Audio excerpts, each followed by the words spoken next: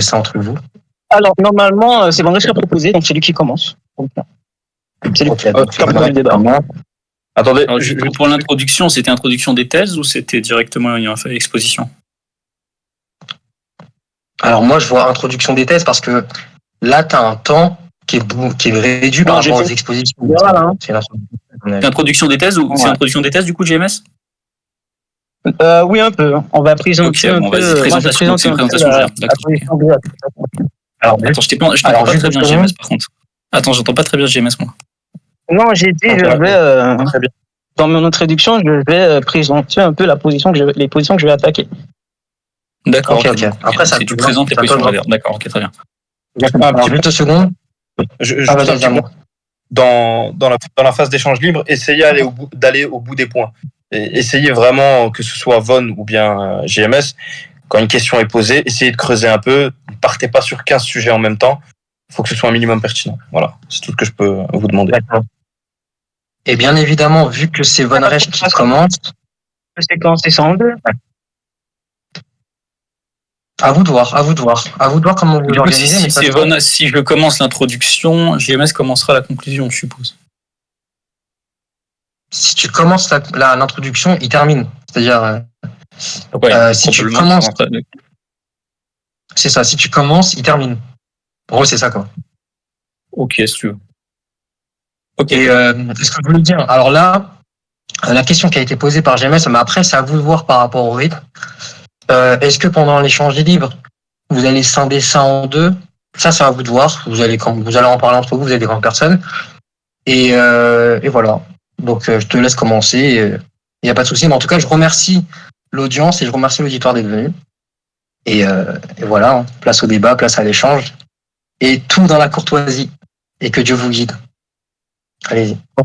Quand t'es prêt, Von, tu me dis, je lance le chrono. Alors, 2 secondes, je me prends juste ça.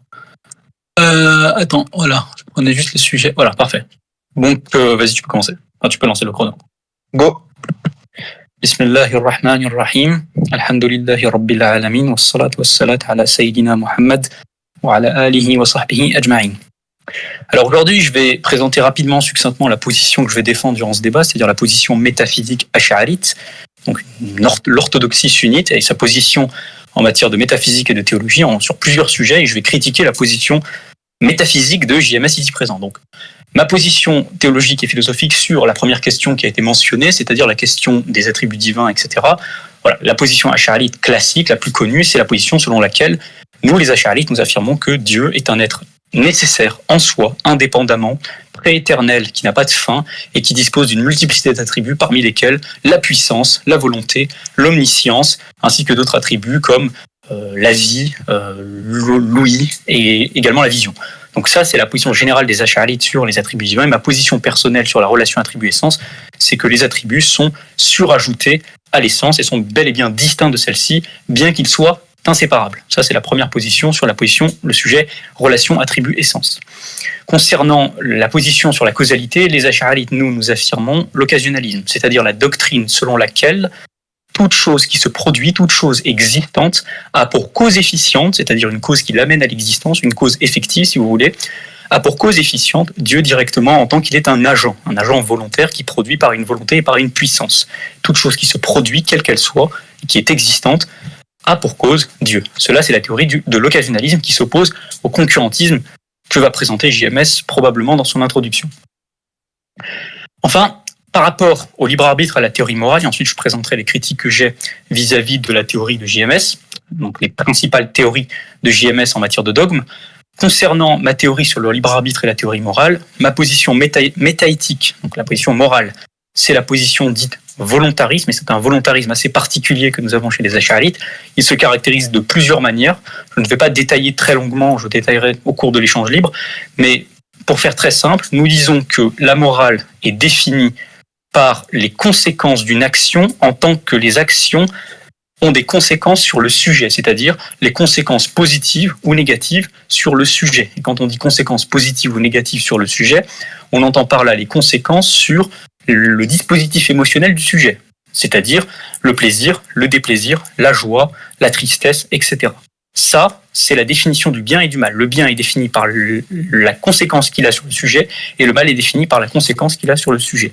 Et nous disons ainsi que, étant donné qu'il y a l'occasionnalisme, est-ce que c'est que Dieu, en réalité, qui fait les corrélations, qui fait le fait qu'une action soit corrélée avec une conséquence, eh bien, nous disons que c'est Dieu qui, d'une manière ou d'une autre, contribue à créer les schémas moraux dans le monde. C'est-à-dire que lorsqu'on va dire que le mettre sa main dans le feu, c'est mal, on dit que c'est mal parce que, effectivement, quand on met notre main dans le feu, on a une douleur, donc il y a une conséquence négative qui se dissémine sur nous. Ceci étant dit, c'est Dieu qui crée la brûlure en corrélation avec le feu. C'est-à-dire que c'est Dieu qui fait en sorte que cela soit vraiment mal, puisque c'est lui qui associe les actions et les conséquences.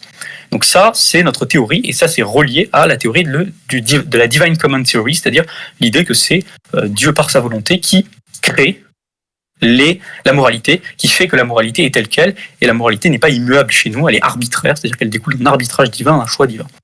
Donc par rapport à l'incarnation, la Trinité et le sujet de donc l'essence divine, etc., et les attributs, je vais tout simplement dire que je mets une opposition à ces thématiques-là, et dans ma phase d'exposition, je vais proposer une réfutation détaillée de ces théories plus ou moins farfelues des chrétiens et qui sera probablement défendue par le cuistre JMS. Voilà, donc je finis mon propos ici. Je vais être plutôt court sur l'introduction. Ok, 3 minutes 58. JMS, t'es Bon, déjà... quand tu veux, tu fais go et je lance. Je remercie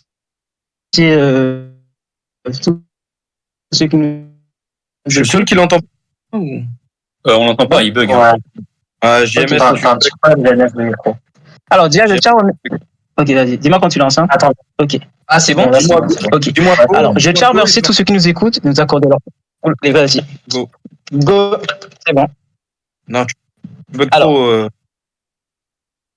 C'est bon. On comprend rien. JMS, tu bugs, essaye de stabiliser ta connexion. Attends. Attends. C'est mieux là, on entend mieux. Tu m'entends avec du retard ou pas? Non, c'est bon. C'est mieux là?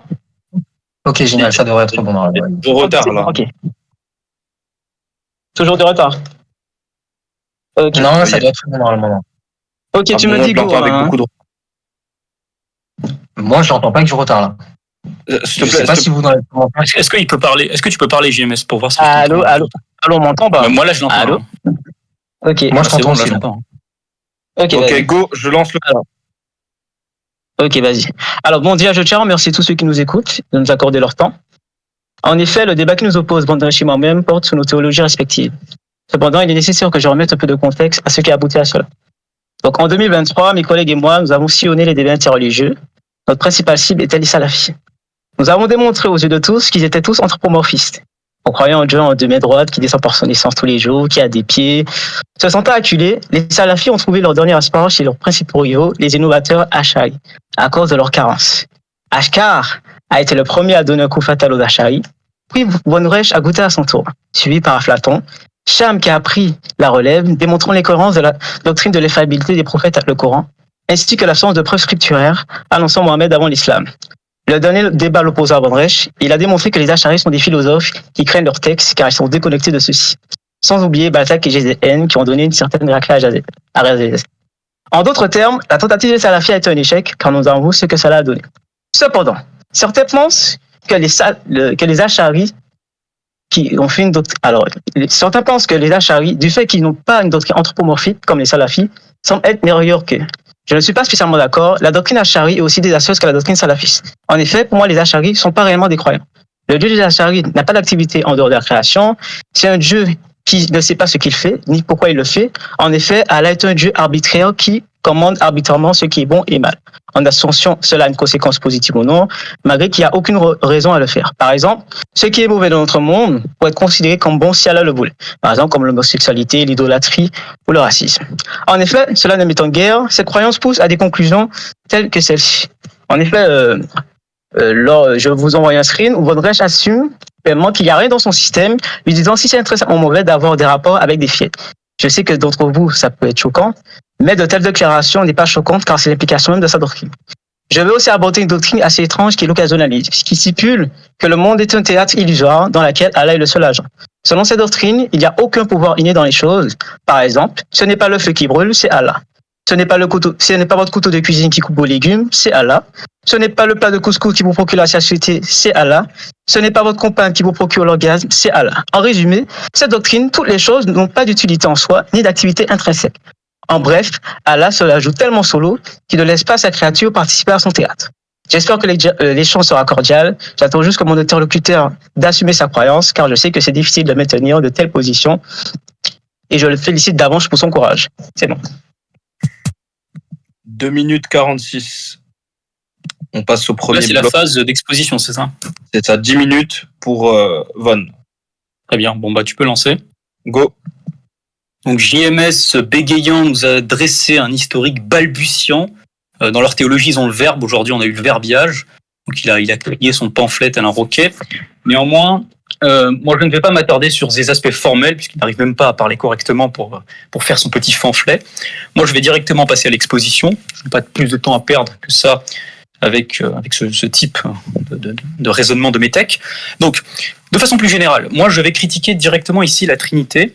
Mais avant de la critiquer rapidement, je mentionne déjà les erreurs dès l'introduction JMS, puisque on est déjà à la première erreur. Dès l'introduction, il faut le faire. Il a dit chez les Ash'arites, Dieu ne sait pas ce qu'il fait. Alors chez les Ash'arites, il y a l'attribut de la science, c'est l'omniscience, et parmi les preuves qu'il y a pour la volonté, c'est la science. La science est une condition pour prouver la volonté. Donc chez les Ash'arites, Dieu sait ce qu'il fait, par conséquent. En revanche, il n'a pas de motif, c'est-à-dire qu'il n'y a pas de chose qui cause sa volonté. Merci JMS, tu as juste présenté notre position en essayant de la critiquer avec un peu d'humour, humour de mauvais goût, on l'a vu, puisque tu bégayais. Maintenant, moi je vais directement critiquer la position trinitaire, la position trinitaire défendue par JMS et consorts.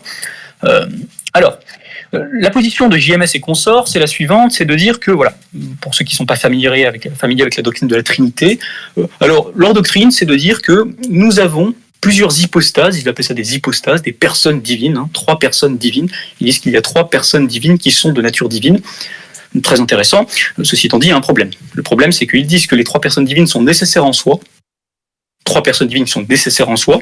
Et donc, étant donné qu'elles sont 3, il faut bien qu'elles soient distinguées par au moins une propriété. C'est-à-dire que pour qu'on puisse considérer qu'il y a effectivement 3 personnes divines, il faut bien qu'il y ait une propriété distinctive. Ici, j'applique très simplement, peut-être que JMS n'est pas au courant, mais je vais lui apprendre, comme beaucoup de choses durant ce débat. Très certainement, là, je suis en train d'appliquer la contraposée du principe d'identique des indiscernables. Lorsque nous avons 2 choses distinctes, alors il faut qu'ils aient des propriétés distinctives. Prenons par exemple un exemple. Le Saint-Esprit et le Père sont 2 nécessaires en soi. Ils se distinguent par au moins une propriété distinctive, puisque sinon ils ne seraient pas distincts. S'ils ne sont pas distincts, alors dans ce cas, il n'y a pas de Trinité. La Trinité est un fait nominal, elle n'existe que dans la tête de JMS, et dans ce cas-là, au même titre d'ailleurs que c'est Victoire, elle n'existe que dans la tête de JMS. Mais donc, évidemment, il faut des propriétés distinctives qui forment des distinctions formelles entre les personnes de la Trinité. La question qu'on pose maintenant, c'est, y a-t-il des propriétés communes entre le Fils et le Saint-Esprit, ou entre le Fils et le Père? Les catholiques nous répondront, et les orthodoxes de même, nous diront oui, il y a des propriétés communes. Et nous dirons, ont-ils des propriétés distinctives? Nous l'avons montré, ils sont obligés de dire que oui, il y a aussi des propriétés distinctives. Alors la question tout simple que nous posons, c'est très bien, si on prend le Père et le Fils, et qu'on prend la propriété distinctive, et on prend les propriétés communes, quel rapport logique existe-t-il entre la propriété distinctive et l'ensemble de propriétés qui est partagé? Quel rapport existe-t-il? Il y a 2 cas, il y a 2 rapports possibles. Soit c'est un rapport d'inséparabilité, c'est-à-dire que la propriété distinctive est séparable du set de propriétés communs, soit c'est un rapport d'inséparabilité, c'est-à-dire que on ne peut pas concevoir la propriété distinctive sans le set de propriétés communes. Alors, ils ont 3 possibilités. Soit ils vont dire que c'est inséparable. Si c'est inséparable, ça veut dire qu'on ne peut pas concevoir le set de propriétés communes sans la propriété distinctive. Mais vous l'avez remarqué, si on dit ça, alors, quand on prend le Fils par exemple, étant donné qu'il a le set de propriétés communs qu'a le Père, nécessairement, il doit également avoir la propriété distinctive, puisqu'on a supposé préalablement qu'il y a un rapport de nécessité entre cette propriété distinctive et l'ensemble de propriétés communes. Or, si nous avons ça, à l'évidence, ce qui paraît de façon évidente, c'est que dans ce cas-là, le Père et le Fils ne sont plus distincts. Puisque le Fils a le set de propriétés communs, le Père a le set de propriétés communs, et la propriété distinctive est nécessaire au set de propriétés communs. À l'évidence donc, le Père et le Fils ont la propriété distinctive, et ils ne sont distincts en rien. Si on dit qu'il y a un rapport d'impossibilité entre cette propriété distinctive et le set de propriétés communs, la conclusion est la même, puisqu'ils n'auraient pas, que ce soit le Père, le Fils ou le Saint-Esprit, la propriété distinctive, et que par conséquent, à l'évidence, ils seraient identiques également, puisqu'il n'y aurait plus de propriété distinctive. Et on rapplique la contraposée du principe d'identité des indiscernables. Principe que le JMS ne maîtrise pas, vraisemblablement. Donc, le seul cas possible qui nous reste, c'est donc de dire qu'il y a un rapport de séparabilité. La propriété distinctive est séparable du set de propriétés communs.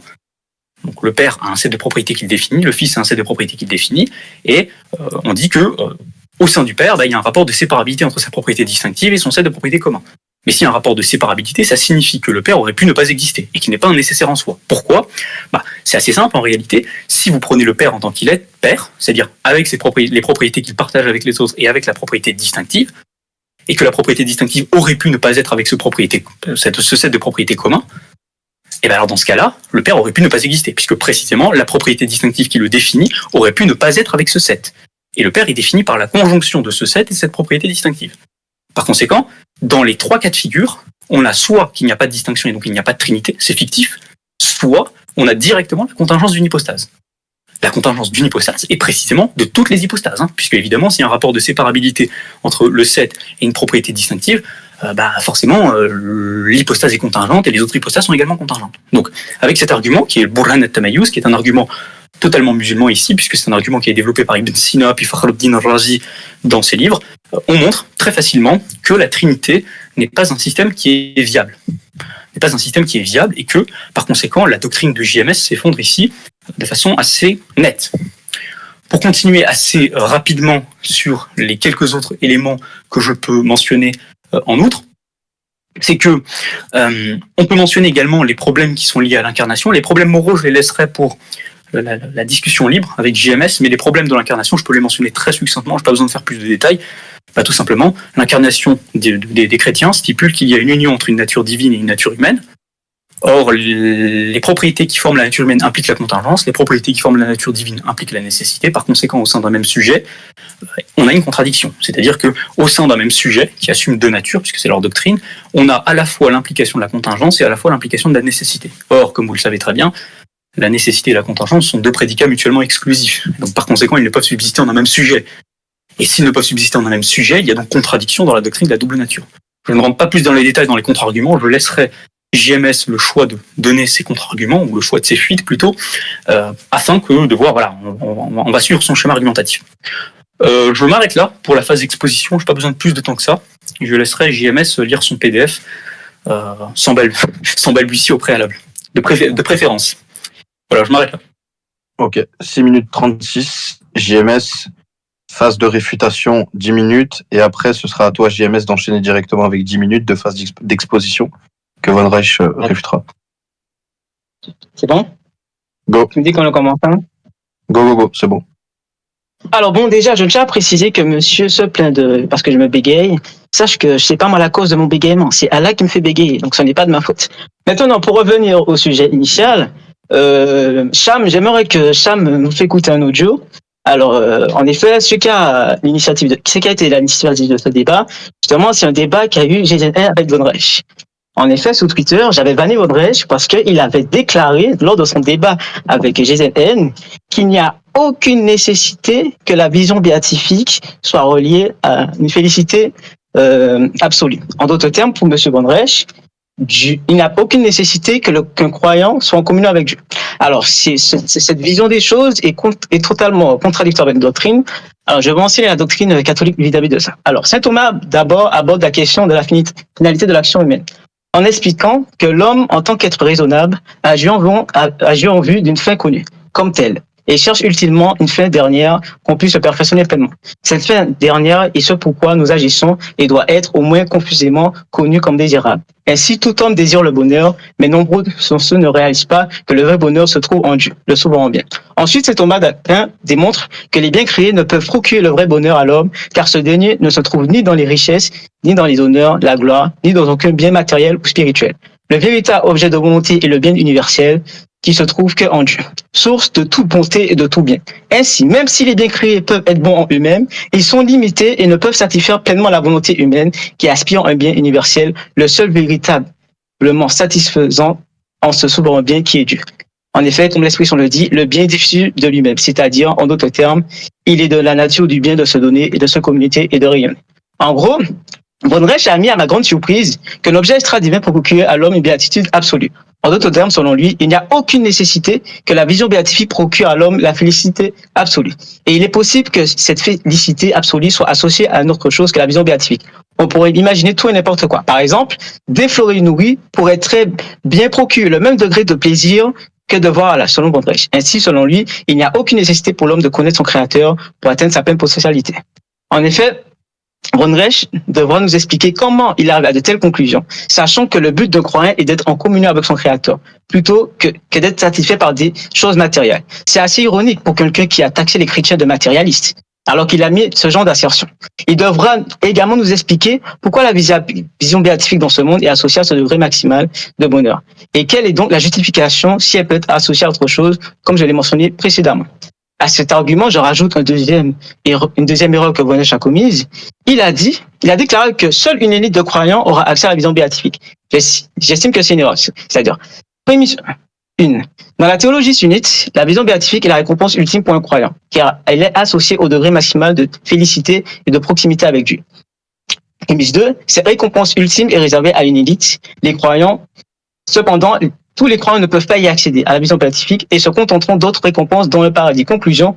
Par conséquent, le paradis islamique est intrinsèquement inégalitaire, car il ne garantit pas à tous les croyants un accès à la béatitude maximale. À cela, je vais aller dans la deuxième section argumentative. Alors, je vais mettre quelques images. On va parler d'un piège d'analyse. Y a-t-il un canal pour mettre les sources, Amos, s'il te plaît? J'ai des sources à mettre. Est-ce qu'il y a un canal spécialement pour ça? Ouais. Je sais pas si ça a été prévu. Non, il n'y a pas de canal. Désolé. Bon. Mais dans modalité, il y a un salon modalité, tu mets directement les sources là-bas. Ouais, pas de problème. Il n'y a que toi qui peux écrire en plus. Et Sam, s'il te plaît, mets aussi... Attends. Chat, exposition des sources.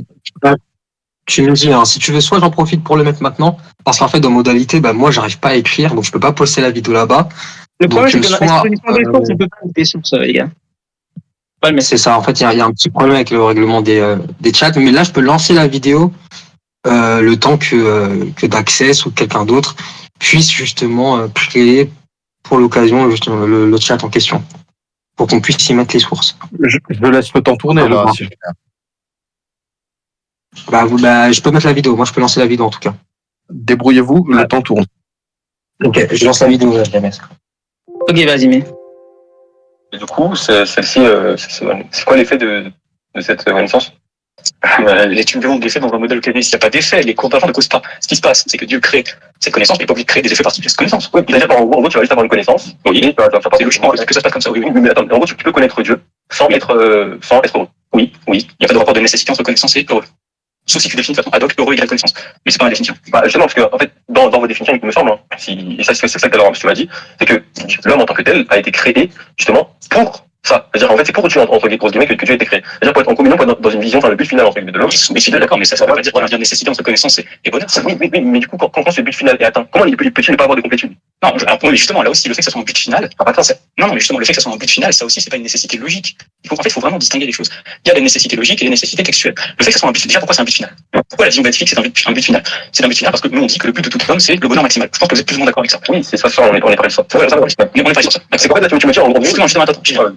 Donc, le but de l'homme, c'est le plaisir maximal. Maintenant, le fait que le plaisir maximal soit associé à la vision béatifique. Tu sais qui bug ou? Je crois que t'as bugué, je crois. Ah, ok, je disais que le fait que le bonheur maximal soit associé à la vision béatifique, ce n'est pas nécessaire, et que tu peux très bien décider d'associer ce bonheur absolu à autre chose que la vision béatifique. Et dans ce cas-là, le but final de l'homme, ça veut dire que ne sera plus la vision béatifique, du coup. Ok, attends, ça veut dire que tu peux être absolument comblé par autre chose que par autre chose, tout à fait. Ok, non, justement. Ok, très bien, tu peux couper, Cham. Je vais commencer à la deuxième section argumentaire. Alors, en fait, je voulais exposer des images choquantes, par exemple, de la presse Charlie Hebdo. Et justement, dans ce contexte, j'allais introduire comment peut-on dire que les dessinateurs de Charlie Hebdo sont responsables. Alors, dans un contexte occasionnaliste, je vais juste aborder un cas spécifique, celui de la presse Charlie Hebdo. Cette publication satirique est considérée comme une abomination par les chrétiens, les musulmans et les juifs, car elle blasphème nos valeurs religieuses. Bien que je soutienne la liberté d'expression, je me demande comment dans un système occasionnaliste, on peut considérer que les dessinateurs de Charlie Hebdo comme responsables de leur blasphème. En effet, selon la logique de l'occasionnalisme, c'est Allah qui crée les caricatures. Donc Allah s'est auto-caricaturé. Car le dessinateur n'a pas de pouvoir causal, c'est aussi Allah qui fait bouger et dessiner. J'aimerais donc comprendre dans le système occasionnaliste, à Charette, comment on peut déduire que ces gens sont librement fautifs de leur acte, bien que Allah soit l'agent causal ultime de tout ce qui se produit. Il permet aux individus d'acquérir et assumer la responsabilité de leur action. Cela se fait à travers le concept de CAPS, qui suggère que les individus sont responsables des actions. Cependant, je ne saisis pas comment l'agent est responsable de l'action s'il n'est pas l'auteur de l'acte. C'est Allah qui est ainsi aussi ses choix. J'attends une démonstration de la part de Wondreich du fonctionnement du cadre et j'apporterai une critique à celle-ci. Maintenant, par rapport aux DCT, alors il faut savoir que par rapport à la DCT, c'est une doctrine qui met le primat de la volonté sur les choix, alors que dans la perspective thomiste que j'accorde, nous sommes intellectualistes, c'est-à-dire qu'on met le primat de l'intelligence sur la volonté. En effet, dans cette section, je critiquerai la volontarisme bien Ash'ari. En effet, les Ash'arites sont adeptes du DCT. Cette vision implique que Dieu peut commander tout et son contraire sans justification rationnelle. Par exemple, dans ce monde, l'association, blasphémer ou faire du mal à son frère musulman sont formellement interdites, car associées à des conséquences négatives. Mais dans un autre monde, ces interdictions auraient pu être associées à des conséquences positives si Allah le voulait. Les Ash'arites tombent dans un dilemme assez connu en philosophie, qui est le dilemme de Tchifon. Les Ash'arites mettent l'accent sur les conséquences à chaque acte pour justifier les commandements divins. Cependant, cela ne suffit pas à justifier ces commandements, car rien n'oblige à Allah de récompenser ou châtier ses créatures selon ce paradigme. De plus, Allah peut récompenser les méchants ou châtier les gentils, comme l'a souligné Razali, ce qui affaiblit l'argument des conséquences. De plus, si on réduit le bien et le mal à leurs conséquences, je pense de Dieu qui est intrinsèquement bon ou mauvais en ce qui nous rapproche ou bien de nous féliciter. Puisque Dieu est la source de toute félicité, obéir à Dieu est intrinsèquement bon, car cela nous procure cette félicité. En contraste, haïr Dieu est intrinsèquement mauvais, car cela implique de ne pas avoir Dieu comme son but final. Ainsi, ne pas atteindre son plein potentiel est notre béatitude ultime. Ou bien adorer une chose autre que Dieu peut être vu comme intrinsèquement mauvais, car c'est voir une chose qui n'est pas Dieu comme sa fin ultime.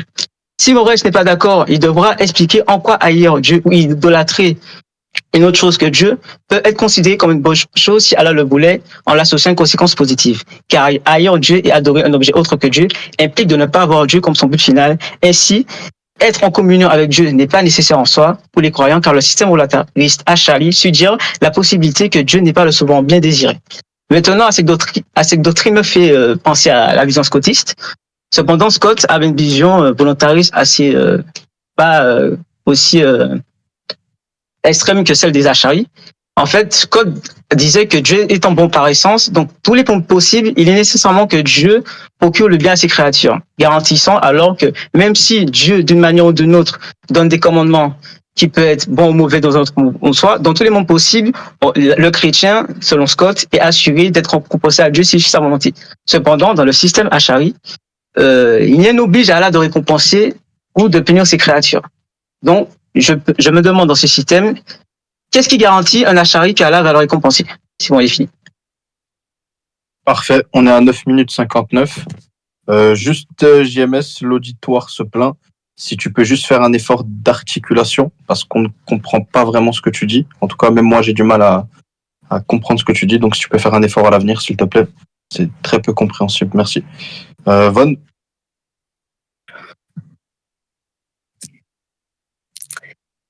Au début, je voulais laisser 1 minute de silence parce que c'était vraiment très grave. Je lance le chrono. Hein. Ouais, vas-y, lance le chrono. Oui. Bon. Là, c'est tout l'étendue de ce que t'es, JMS. Hein. Le fil rouge de ce que t'as proposé, c'est la médiocrité la plus crasse qui soit. Tu te rends compte de ce que tu peux proposer aux gens ? Une diction catastrophique, un argument mal formé, des syllogismes sans prémisse. La mineure, la majeure n'est pas distinguée, les conclusions ne sont pas explicitées, il n'y a aucun lien, il n'y a pas de connecteur logique. C'est ça, ta préparation à un débat ? Tu m'as dit 1 mois pour ça ? C'est d'un ridicule total. En plus, là, tu me chantes ton gospel, là, tu me cites Thomas d'Aquin pendant 20 minutes, tu me mets une vidéo de moi en x4. Tu sais, t'aurais pu la mettre en x1 et j'aurais pas eu besoin de faire une réfutation. La vidéo te réfutait déjà. Bref, il a mis la vidéo de moi à x4. Enfin bref, 80% de ton temps de parole, tu parles même pas. C'est d'autres gens qui parlent à ta place. En fait, je débat contre les vidéos préenregistrées de JMS. Mais bon, comme c'est le jeu et que je dois quand même répondre, en dépit de ce qu'on peut me proposer, puisque là, c'est du niveau d'un Goré qui prétendrait faire des arguments. Mais bon, on va rester professionnel, on va essayer de répondre un petit peu à ces bribes de médiocrité infusées par JMS. Alors, il nous a cité quoi ? On va faire comme une liste de courses, en fait, on va voir ce qu'il mentionne, parce que c'est ce qu'il fait, en fait, hein, ces arguments, c'est une liste de courses, enfin, ces arguments, si je puis dire. Alors, il nous dit, oui, si dans un système occasionaliste, Dieu crée tout, ça veut dire qu'il est d'une manière ou d'une autre aussi responsable, par exemple, des caricatures faites contre lui, de tout ce qui peut se produire dans le monde, du mal qui est fait, de la mécréance, etc., etc. Bon, bah ça, c'est les rudiments de l'école ash'arite, quoi, en gros. Hein. En gros, c'est les enfants de 8 ans qui apprennent ça dans les poèmes au Maghreb.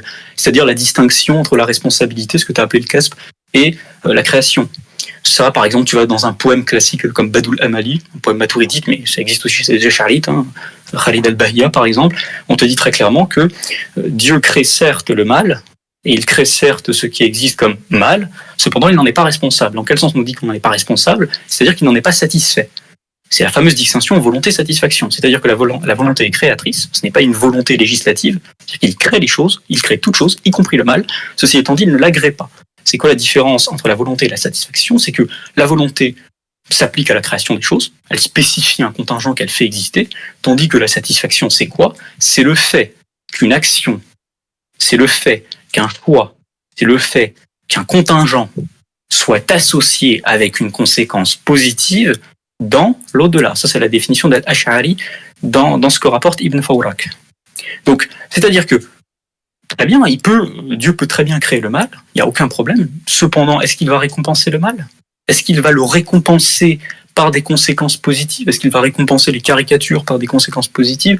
Est-ce qu'il va récompenser tous les actes que tu as mentionnés là, dans ta liste de courses? Est-ce qu'il va les récompenser? Non, il ne va pas les récompenser. C'est la distinction volonté-satisfaction, c'est une distinction de base, ou alors, si tu préfères, la distinction entre ce qui est commandé et ce qui est voulu. C'est une distinction majeure. C'est-à-dire que Dieu crée tout, mais cependant, est-ce qu'il récompense tout? Non, il ne récompense pas tout. Il crée tout, mais il ne récompense pas tout. C'est la distinction majeure. Bon, ça c'est le premier point, c'est une première erreur. Après, tu m'as cité le dilemme de Tifron. Mais t'es sérieux de me citer le dilemme de Tifron? Le dilemme de Tifron, il a appelé ça le dilemme de Tifron. En gros, une des conclusions, parce qu'il y a deux pendants au dilemme de Tifron, je pense que tu le sais. Un des pendants du dilemme de Tifron, en fait, nous on l'admet. Toi tu dis que c'est un dilemme comme si on n'admettait pas les deux pendants. Mais nous on admet le premier pendant, c'est-à-dire le fait que les choix divins sont arbitraires, qu'ils découlent uniquement de sa volonté propre et qu'ils n'ont pas de motif. Dieu n'est pas obligé d'agir d'une manière ou d'une autre, il n'a pas des motifs qui le forcent à agir de telle manière, plutôt il choisit en toute liberté. C'est le principe d'un agent volontaire. Excuse-moi si ton Dieu n'est pas libre, en tout cas le mien il l'est. Donc un peu compliqué pour toi peut-être de comprendre, mais chez nous, Dieu n'a pas de motif. Et ça aussi, c'est les rudiments de la théologie ash'arite que tu ne peux pas comprendre évidemment puisque tu ne fais que lire. Dieu n'a pas de motif. Il crée par sa simple volonté. Donc par conséquent, il n'y a pas de raison particulière à ce qu'une chose soit bien ou mal. C'est Dieu qui décide de la faire de telle sorte à ce qu'il est. Par contre, il y a des sagesses. Les sagesses, c'est un autre concept. Je ne veux pas te l'introduire parce que ça va surchauffer ta tête. Et vu que tu dis n'importe quoi, on ne va pas créer plus de mal qu'il n'y en a déjà. Ensuite, bon, je finis rapidement parce que ça sert à rien. Tu m'as rapidement parlé de la question du libre arbitre. Tu m'as dit oui, voilà comment vous faites pour expliquer le libre arbitre avec un Dieu occasionnaliste, etc., etc. Bon, les solutions, elles sont nombreuses, tu les connais très bien. Tu n'avais pas besoin de faire tout ce cinéma pour faire croire que tu ne connaissais pas les solutions. Parmi les solutions qui sont mentionnées, à l'évidence, c'est que, par exemple, le choix divin, lui, est un existant abstrait qui n'est pas causé, et que par conséquent, les choix n'ont pas de cause directe. Dans un système occasionnaliste que j'ai présenté tout à l'heure, et les gens l'ont écouté, ce que j'ai présenté, c'est que les contingents existants avaient une cause, mais les contingents qui ne sont pas existants, c'est-à-dire les pures relations, elles n'ont pas de cause. Et que par conséquent, à ce titre-là, les choix humains n'ont pas de cause non plus. Et comme ils n'ont pas de cause, dans ce cas-là, il n'y a pas de déterminisme du point de vue des choix. Il n'y a pas de déterminisme du point de vue du libre arbitre. Alors toi, t'es certes déterminé à la bêtise, mais nous, on ne l'est pas. Bon. Et ce qui peut rester après, bon, peut-être que tu as mentionné, je crois, le cas de Dieu est bon. La question de la bonté divine, en fait, il faut comprendre une chose. JMS, je le dis en toute sympathie tout de même, il y a une distinction en fait qu'on fait chez les ash'arites entre la bonté en tant qu'elle est comprise comme propriété divine et le bien en tant que morale. Le bien en tant que morale, j'ai déjà donné la définition, la bonté c'est autre chose. La bonté ou l'amour, la mahabba ou l'agrément divin c'est autre chose. C'est-à-dire c'est le fait qu'une action soit corrélée avec une conséquence positive dans l'au-delà. Ça c'est la bonté divine. C'est-à-dire que par exemple, Dieu est bon lorsque c'est ça en fait précisément la définition que donne Razi, si vous voulez, dans le traité des noms divins, mais j'ai pas envie que ça tourne en un cours pour citer autant de références. Mais Razi, dans le traité des noms divins, il vous dit précisément par exemple que la miséricorde, c'est la volonté prééternelle de Dieu de rétribuer les bienfaisants. Voilà.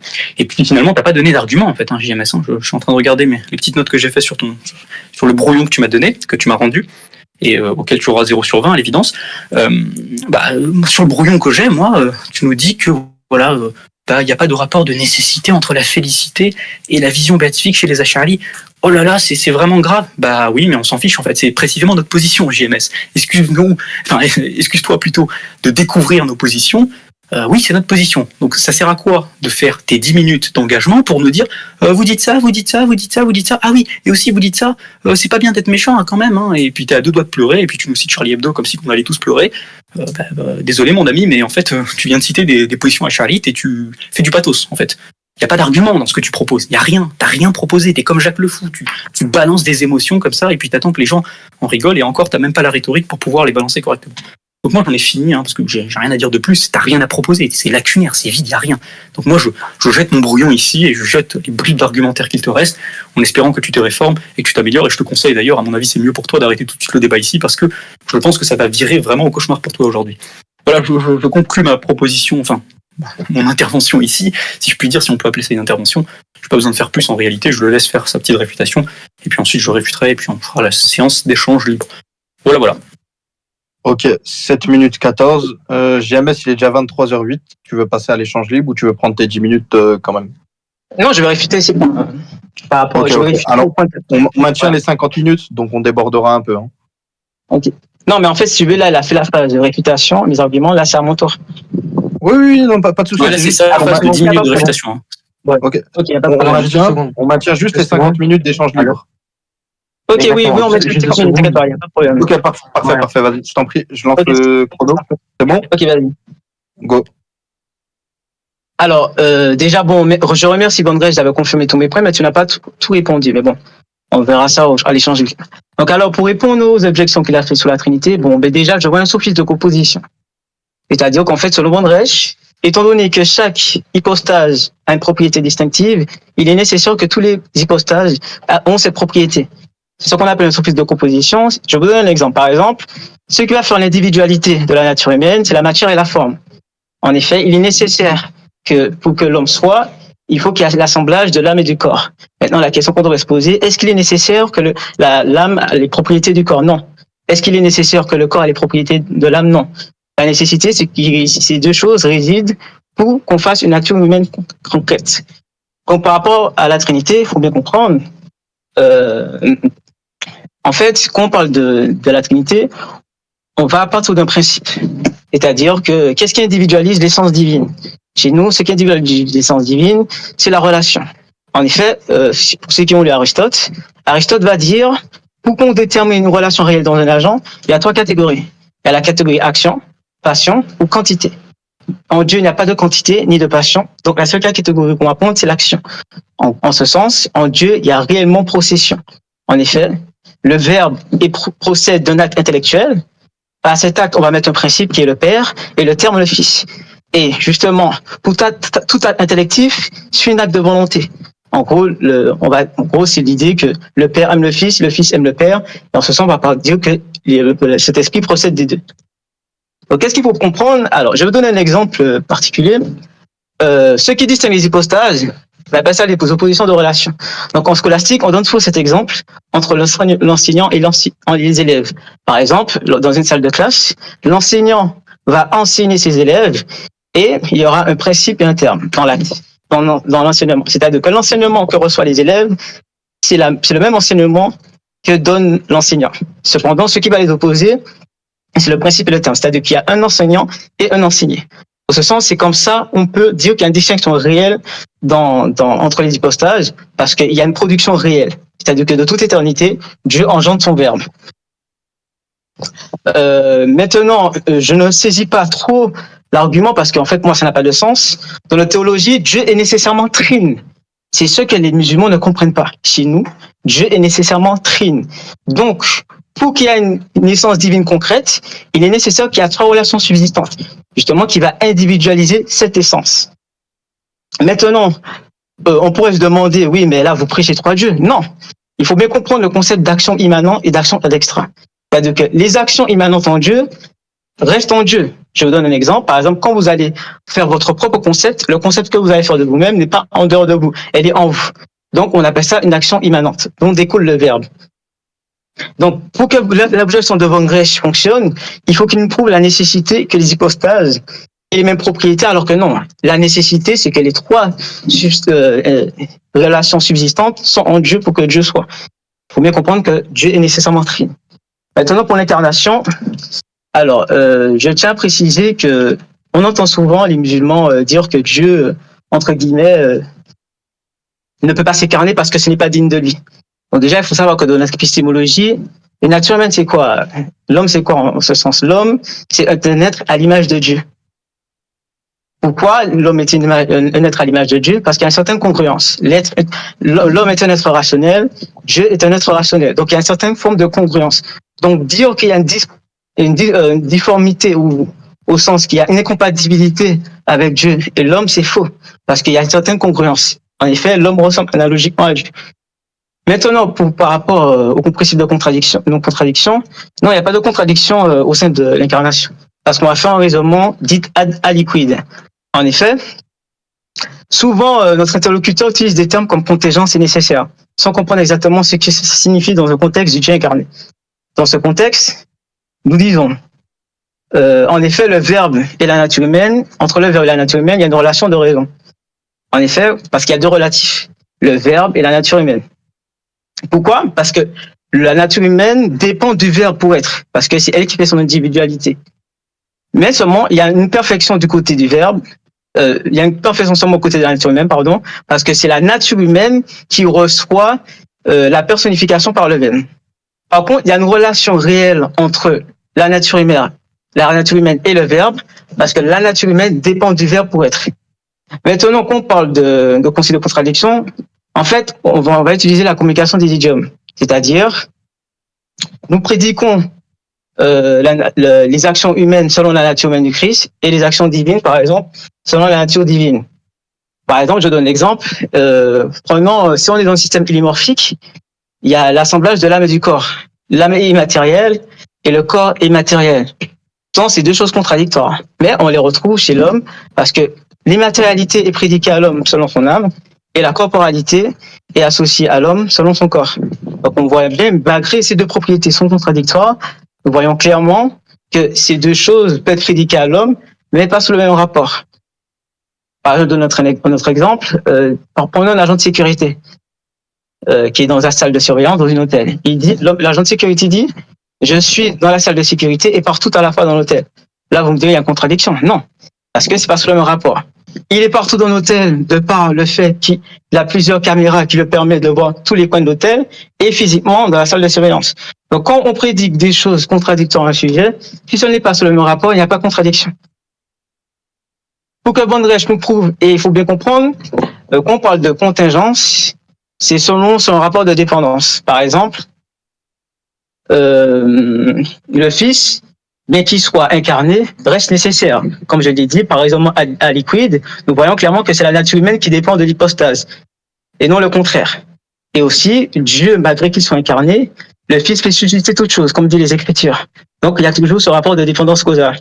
Donc là, nous pouvons admettre que, étant donné que ce rapport de dépendance est toujours préservé, le Fils, par raisonnement à liquide, est nécessairement, obligatoirement nécessaire. Maintenant, j'ai fini. Ok, on est alors à 6 minutes 58. JMS, par hasard, tu veux prendre 2 minutes pour respirer un peu? Tu m'as l'air un peu précipité. T'es sûr? Attends. On a un peu du mal à... Attends. 2 minutes, pas de souci. Alors, ok, parfait. La première intervention que tu as faite, je t'ai rien dit, parce que je voulais rester courtois. Mais si on se met aussi, comme tu l'as fait, si je veux me mettre à souligner les différents bégaiements qu'a eu Van Reich, notamment les différentes fois où il a fourché sa langue, je pense qu'on va tous perdre notre temps. En fait, ce qu'on veut, c'est juste avoir un débat audible, tu comprends? Et aussi, on veut passer le plus vite possible directement aux interventions directes. Donc, dès que tu es en train de parasiter le débat à chaque coupure, à chaque transition, on va plus s'en sortir. Donc, comme les deux l'avaient demandé tout à l'heure, est-ce que vous allez vous arranger pour scinder en deux les interventions directes? Donc là, je vous laisse discuter. Il n'y a pas de problème. Ok, bon, on donnera la parole du coup à Van Reich tout de suite, puisqu'il vient d'avoir la parole JMS. Et si c'était pour me dire ça, tu aurais pu faire une phrase un peu plus concise, Cham. Mais c'était par pur altruisme que j'ai proposé ça. Non, exactement, c'était juste pour un peu détendre l'atmosphère. C'est par gentillesse pour notre ami JMS. Je t'en prie, Van Reich, tu peux commencer. Je lance le chrono, 50 minutes. Ah, c'est l'échange libre là tout de suite? J'ai pas ma réfutation de GMS?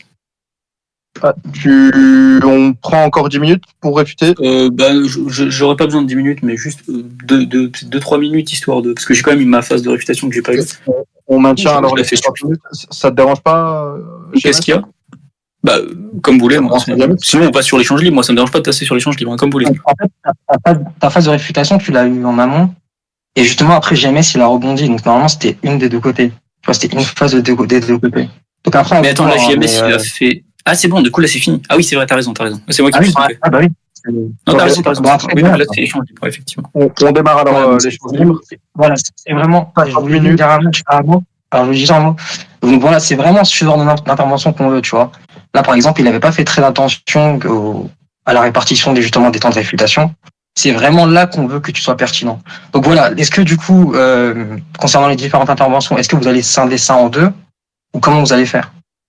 Moi, Comme tu veux. Moi, on peut scinder ou on peut faire au fil de l'eau, comme tu veux.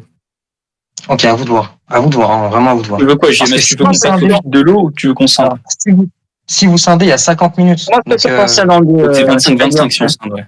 C'est-à-dire, si tu veux, dans la pompe, c'est dans deux. La première partie, c'est toi l'attaquant, c'est moi le défenseur. Et dans l'autre partie, c'est moi l'attaquant et c'est toi le défenseur.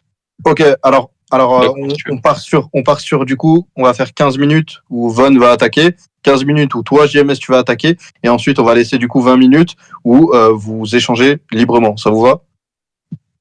Attends, j'ai pas compris là. C'est quoi? C'est 25 attaques, 25 défenses, c'est ça? En fait, ce qu'ils veulent. Alors, attends, je vais être un peu plus clair. En fait, ce qu'ils veulent faire, c'est tout simplement 25 où ils vont axer chacun toute une argumentation justement contre la théologie adverse, contre le paradigme adverse, et 25 minutes où ils vont alterner. En fait, c'est juste ça qu'ils vont faire. C'est pas du 15-15 et du 20. Enfin, je sais pas trop d'où tu sors ça. Bon. Non, Moi, je veux bien qu'on fasse un modèle. dans 25-25. Par contre, si par exemple, il y a un cas où quelqu'un. Attends, juste. Si par exemple, il y a un cas où quelqu'un fait un argument qui se retourne contre lui, il faut quand même pouvoir le mentionner, même dans la phase de 25-25, quoi.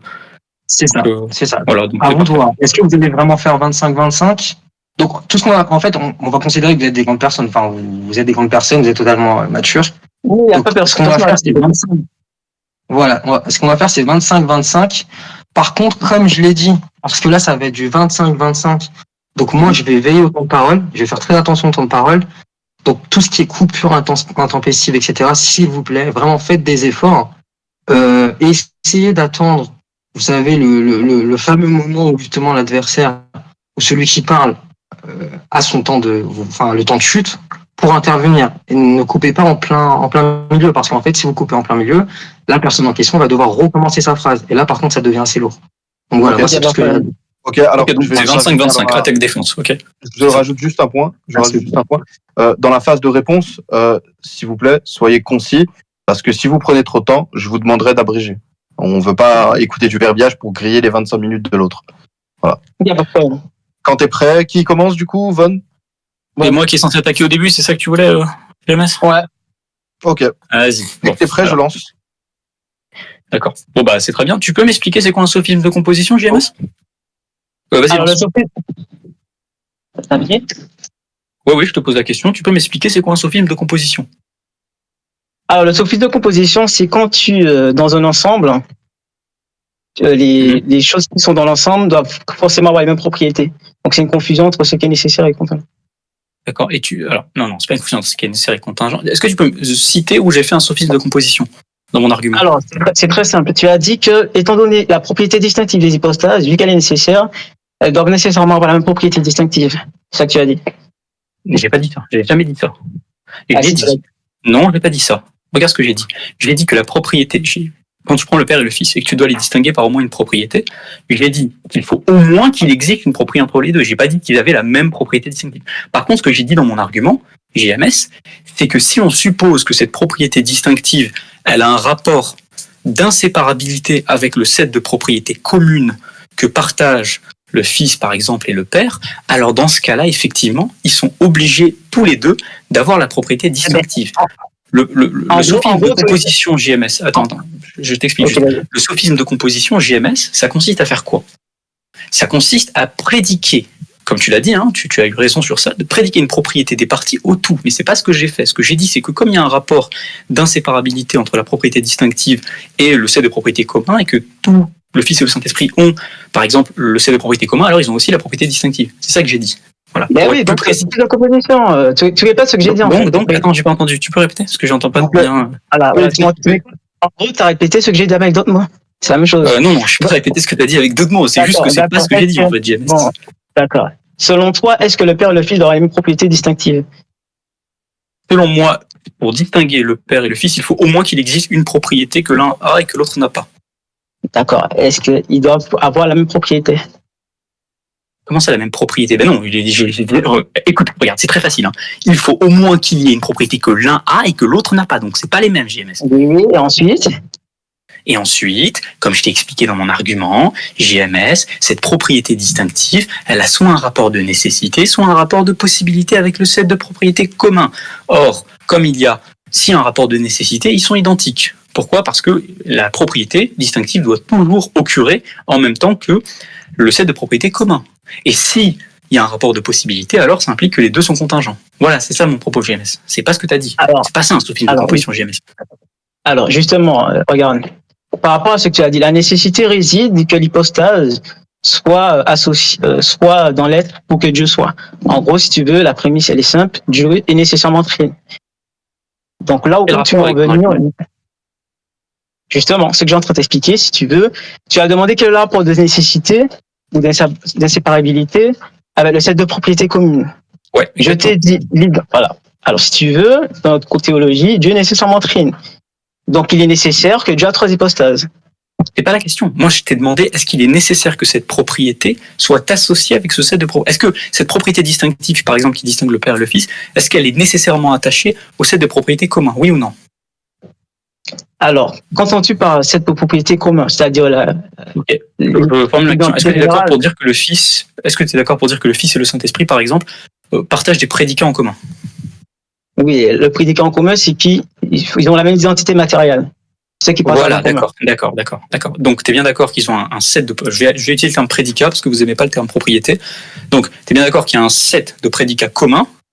Et c'est ça que je parle quand je parle de set de propriété commune. Je parle de set de prédicats communs et je te pose la question du rapport entre la propriété distinctive et le set de prédicats communs. Parce que, évidemment, la propriété distinctive, elle n'est pas dans le set de prédicats communs. Donc, c'est quoi le rapport qui est entre les deux? Est-ce qu'il est de séparabilité ou est-ce qu'il est d'inséparabilité, JMS?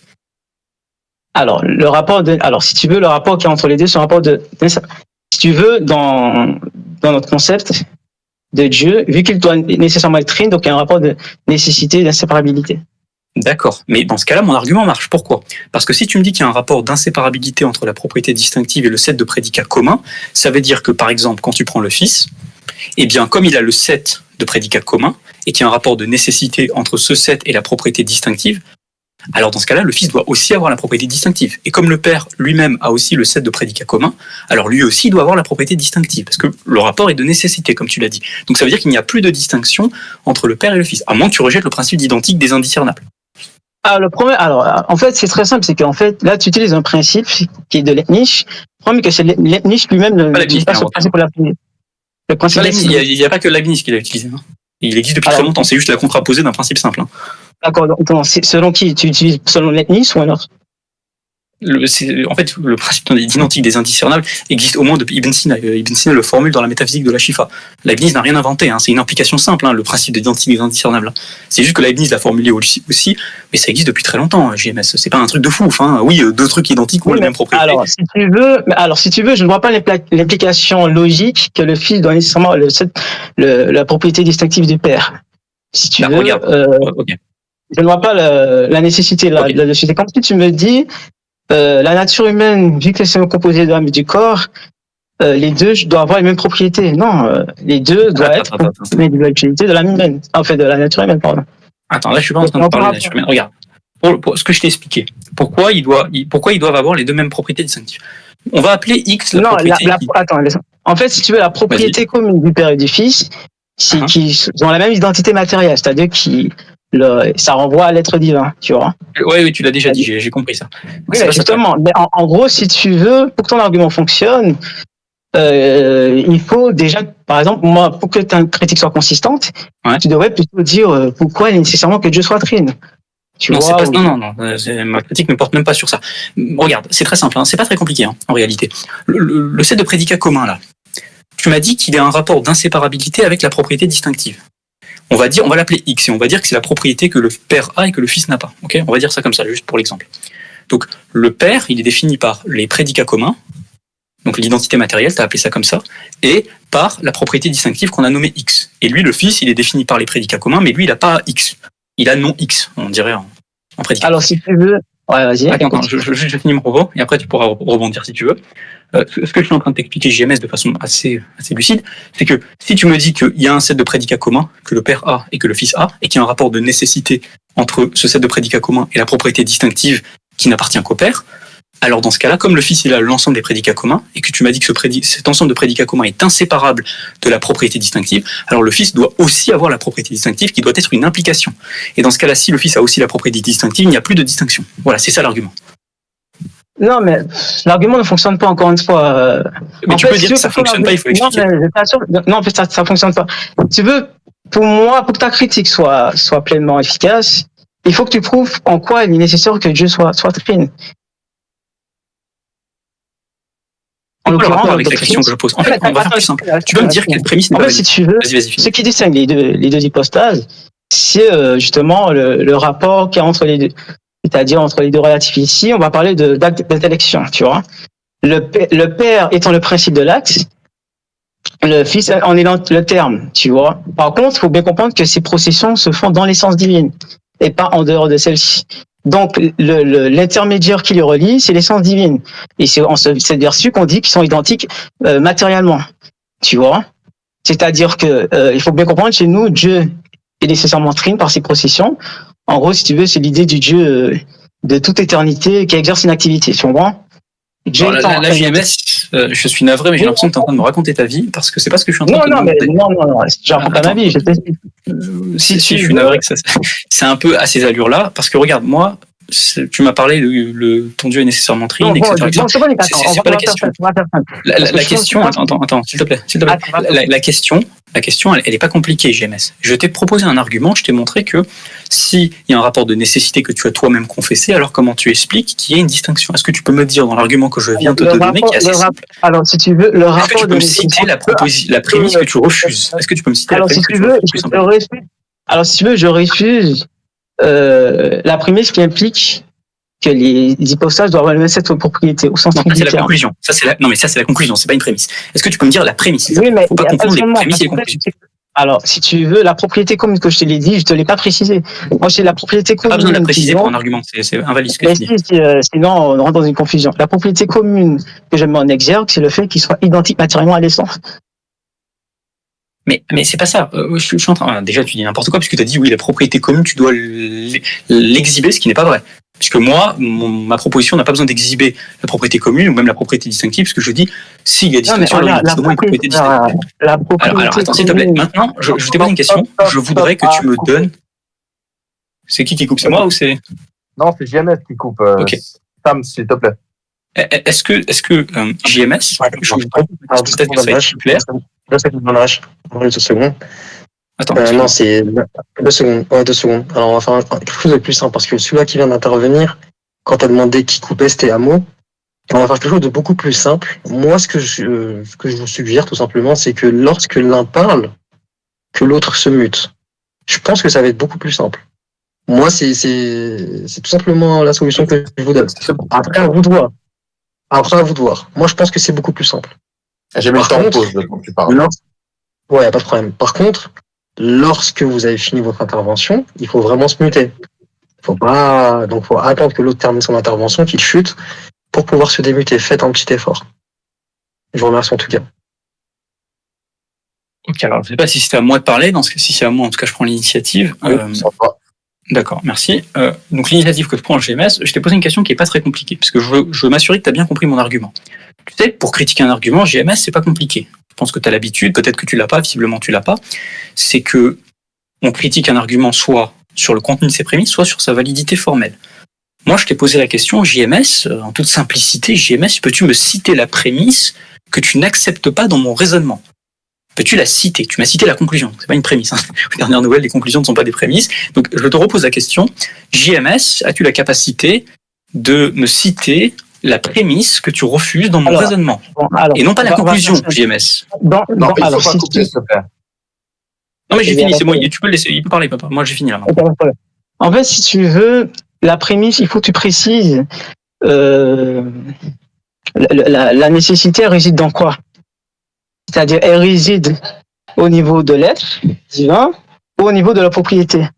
Et comme je t'ai expliqué, succinctement, pour que ta critique fonctionne, il faut que tu nous prouves, en gros, il faut que tu fasses une critique comme quoi que Dieu soit nécessairement trine. Dans l'argument que tu m'as présenté, en gros, la conclusion, c'est que les propriétés partagent les mêmes propriétés distinctives. Non. Moi, je ne suis pas forcément, je suis pas d'accord avec cela, parce que comme je l'ai dit succinctement, la Trinité, c'est quoi? C'est trois relations subsistantes. Dieu est nécessairement trine. Donc, il n'y a pas de rapport il n'y a pas de nécessité que les trois partagent les mêmes propriétés distinctives. C'est comme si on dit le principe, le terme qui est le Fils doit être aussi le principe de l'acte d'intellection. Ça n'a pas de sens. Il faut déjà comprendre qu'est-ce que la Trinité en soi, parce que j'ai l'impression que tu n'as pas très bien compris mon explication. Chez nous, Dieu, de toute éternité, intelligit sa propre essence, tu comprends? Et cet acte d'intellection, il produit un verbe. Et donc, il y a vraiment une génération réelle dans l'agent. Étant donné que cette catégorie qui les distingue, c'est l'action, donc on va parler d'un principe et un terme. Donc, il y a une relation d'opposition entre le principe et le terme. Maintenant, la nécessité, comme j'ai dit, il y a plusieurs manières, principes d'individuation. L'individuation par la matière et la forme ou par la relation. Tu vois, les universaux sont individués par la matière et la forme. Par exemple, le concept homme. Par contre, pour Dieu, ce qui fait l'individualité de Dieu, c'est les processions divines. Donc, pour que Dieu soit, il faut qu'il soit nécessairement trine. Il n'y a pas de nécessité que le tout partage une propriété distinctive. Ça revient à dire que le Fils doit être le principe de l'intellection et le Père doit être le terme de l'acte d'intellection. Ça n'a pas de sens. Alors, navré JMS, mais là, tu es encore en train de me raconter ta vie. On a l'impression qu'on est au café, parce que, en fait, tu répètes toujours la même chose. Tu n'as pas répondu à ma question. Ma question, elle était très simple. Est-ce que tu peux me citer la prémisse dans mon argument que tu rejettes? Alors, tu as posé deux remarques. Une qui ne sert à rien, puisque tu m'as dit, oui, mais il faut critiquer la position selon laquelle Dieu est nécessairement trine. Mais je suis pas en train de critiquer, entre guillemets, cette position. Là, je suis en train de te critiquer sur la distinction. Donc, ne change pas de sujet, arrête de t'éparpiller. Réponds à mon problème. Le point que tu as mentionné, tu m'as dit, oui, mais cette nécessité, elle est dans quoi? JMS, c'est très étonnant que tu me dises la nécessité, elle est dans quoi? N'est-ce pas toi, il n'y a pas plus tard que quelques minutes, qui m'a indiqué effectivement qu'il y avait un rapport de nécessité entre la propriété distinctive et les propriétés communes. C'est donc que tu sais de toute évidence qu'il y a un rapport de nécessité. Et tu sais de toute évidence, il y a où le rapport de nécessité. Mais bon, j'aurai la courtoisie de te le réexpliquer en des termes assez simples. Le rapport de la nécessité, elle est posée, donc tu sais qu'en logique, on a des propositions catégoriques, c'est-à-dire on prédique un prédicat à un sujet, et puis on peut étudier le rapport qu'il y a entre le sujet, le rapport logique qu'il y a entre le sujet et le prédicat, et puis on peut avoir des rapports de nécessité, ce que j'ai appelé inséparabilité, ce que tu as accepté. Donc ne fais pas semblant de ne pas comprendre, tu as tout à fait compris ce que je suis en train de te dire. Donc c'est ça, c'est simplement qu'il y a un rapport de nécessité dans la prédication du prédicat au sujet. Voilà, ça c'est la nécessité, elle est où? Je suis pas en train de te parler de nécessité en soi, ou je suis pas en train de te parler de quoi que ce soit. Donc il faudrait que tu puisses répondre maintenant. T'as fini? Non, j'ai pas fini parce que t'as quand même mentionné d'autres choses. Pardon, tu peux éviter de couper, s'il te plaît, surtout qu'avant, on t'a pas coupé alors que tu étais en train de parler pour rien. Pas de problème. Voilà, merci. Donc, JMS, il faudrait que tu puisses répondre à l'argument, parce que là, ça devient assez ridicule. Tu es en train de partir dans tous les sens. Je sais pas qui m'a interrompu. Et juste, tu as mentionné un truc assez étonnant. Tu as dit, je cite, JMS, tu as dit que voilà, l'hypothèse du Fils était produite par un acte d'intellection du Père. C'est à peu près ce que tu as dit. Et donc, j'en déduis donc que le Fils est dépendant du Père et que par conséquent, il est un contingent en soi. Comment tu réponds à ça, par exemple? Réponds aux deux d'ailleurs, ça serait intéressant. Alors, on va la refaire. Bon, visiblement, la critique de moyens ne fonctionne pas parce qu'en fait, comme je l'ai bien expliqué dès le début, la nécessité réside que les trois soient pour individualiser l'essence divine. Parce qu'en fait, comme je l'ai expliqué, tout est individualisé. Il y a deux principes d'individuation, il y a la relation et il y a la matière et la forme. En l'occurrence, le principe d'individuation de Dieu, c'est les relations. Donc, la nécessité réside que ces trois relations subsistantes sont en Dieu. Par contre, ce qui les distingue, c'est justement en fonction de l'action réelle qui est produite. C'est-à-dire qu'il y a réellement une génération du verbe. Tu comprends? Maintenant, par rapport à la dépendance, non, l'acte d'intellection n'est pas, les processus ne sont pas basés sur des causes aristotéliciennes. Tu vois? Ce n'est pas comme toi dans ta théologie où les attributs sont causés par l'essence.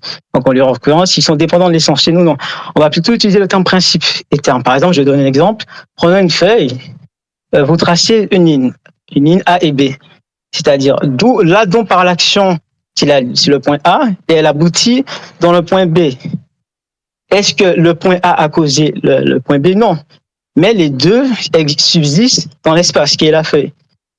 Donc là, on voit un principe et un terme entre là où par l'action, c'est-à-dire A, ou là où elle aboutit. C'est la même chose pour les processions divines. C'est-à-dire que on peut pas parler de dépendance parce que les processions ne sont pas des causes, comme dans ta théologie où les attributs sont causés par là. Il n'y a pas de notion de dépendance chez nous. On va plutôt utiliser le terme principe pour indiquer là où l'origine de l'action, c'est-à-dire de la d'intellection, ou là où elle aboutit, qui en est le terme, le fils. Je vais te poser une question rapidement. Est-ce que le fils peut exister sans le père? Alors, je précise ma question. Est-ce que si je prends l'essence du fils, indépendamment de toute chose, est-ce qu'elle existe ou pas? Alors non, il faut nécessairement que les trois sont dans l'essence. Donc sinon, ça veut dire GMS. Excuse-moi. Ouais. Donc ça veut dire GMS. Vas-y, excuse-moi. Vas-y, je t'en prie. En gros, si tu veux, on peut pas parler de dépendance parce qu'il n'y a pas on n'utilise pas le terme cause, tu vois. C'est pas réellement des causes au sens des causes aristotéliciennes, tu comprends? Donc il n'y a pas de dépendance. Excuse-moi, j'ai pas encore parlé de cause. Ce que je suis en train de te dire, c'est que est-ce que quand tu prends le concept de fils, on est d'accord qu'il ne peut pas exister si je prends pas, par exemple, les trois autres personnes?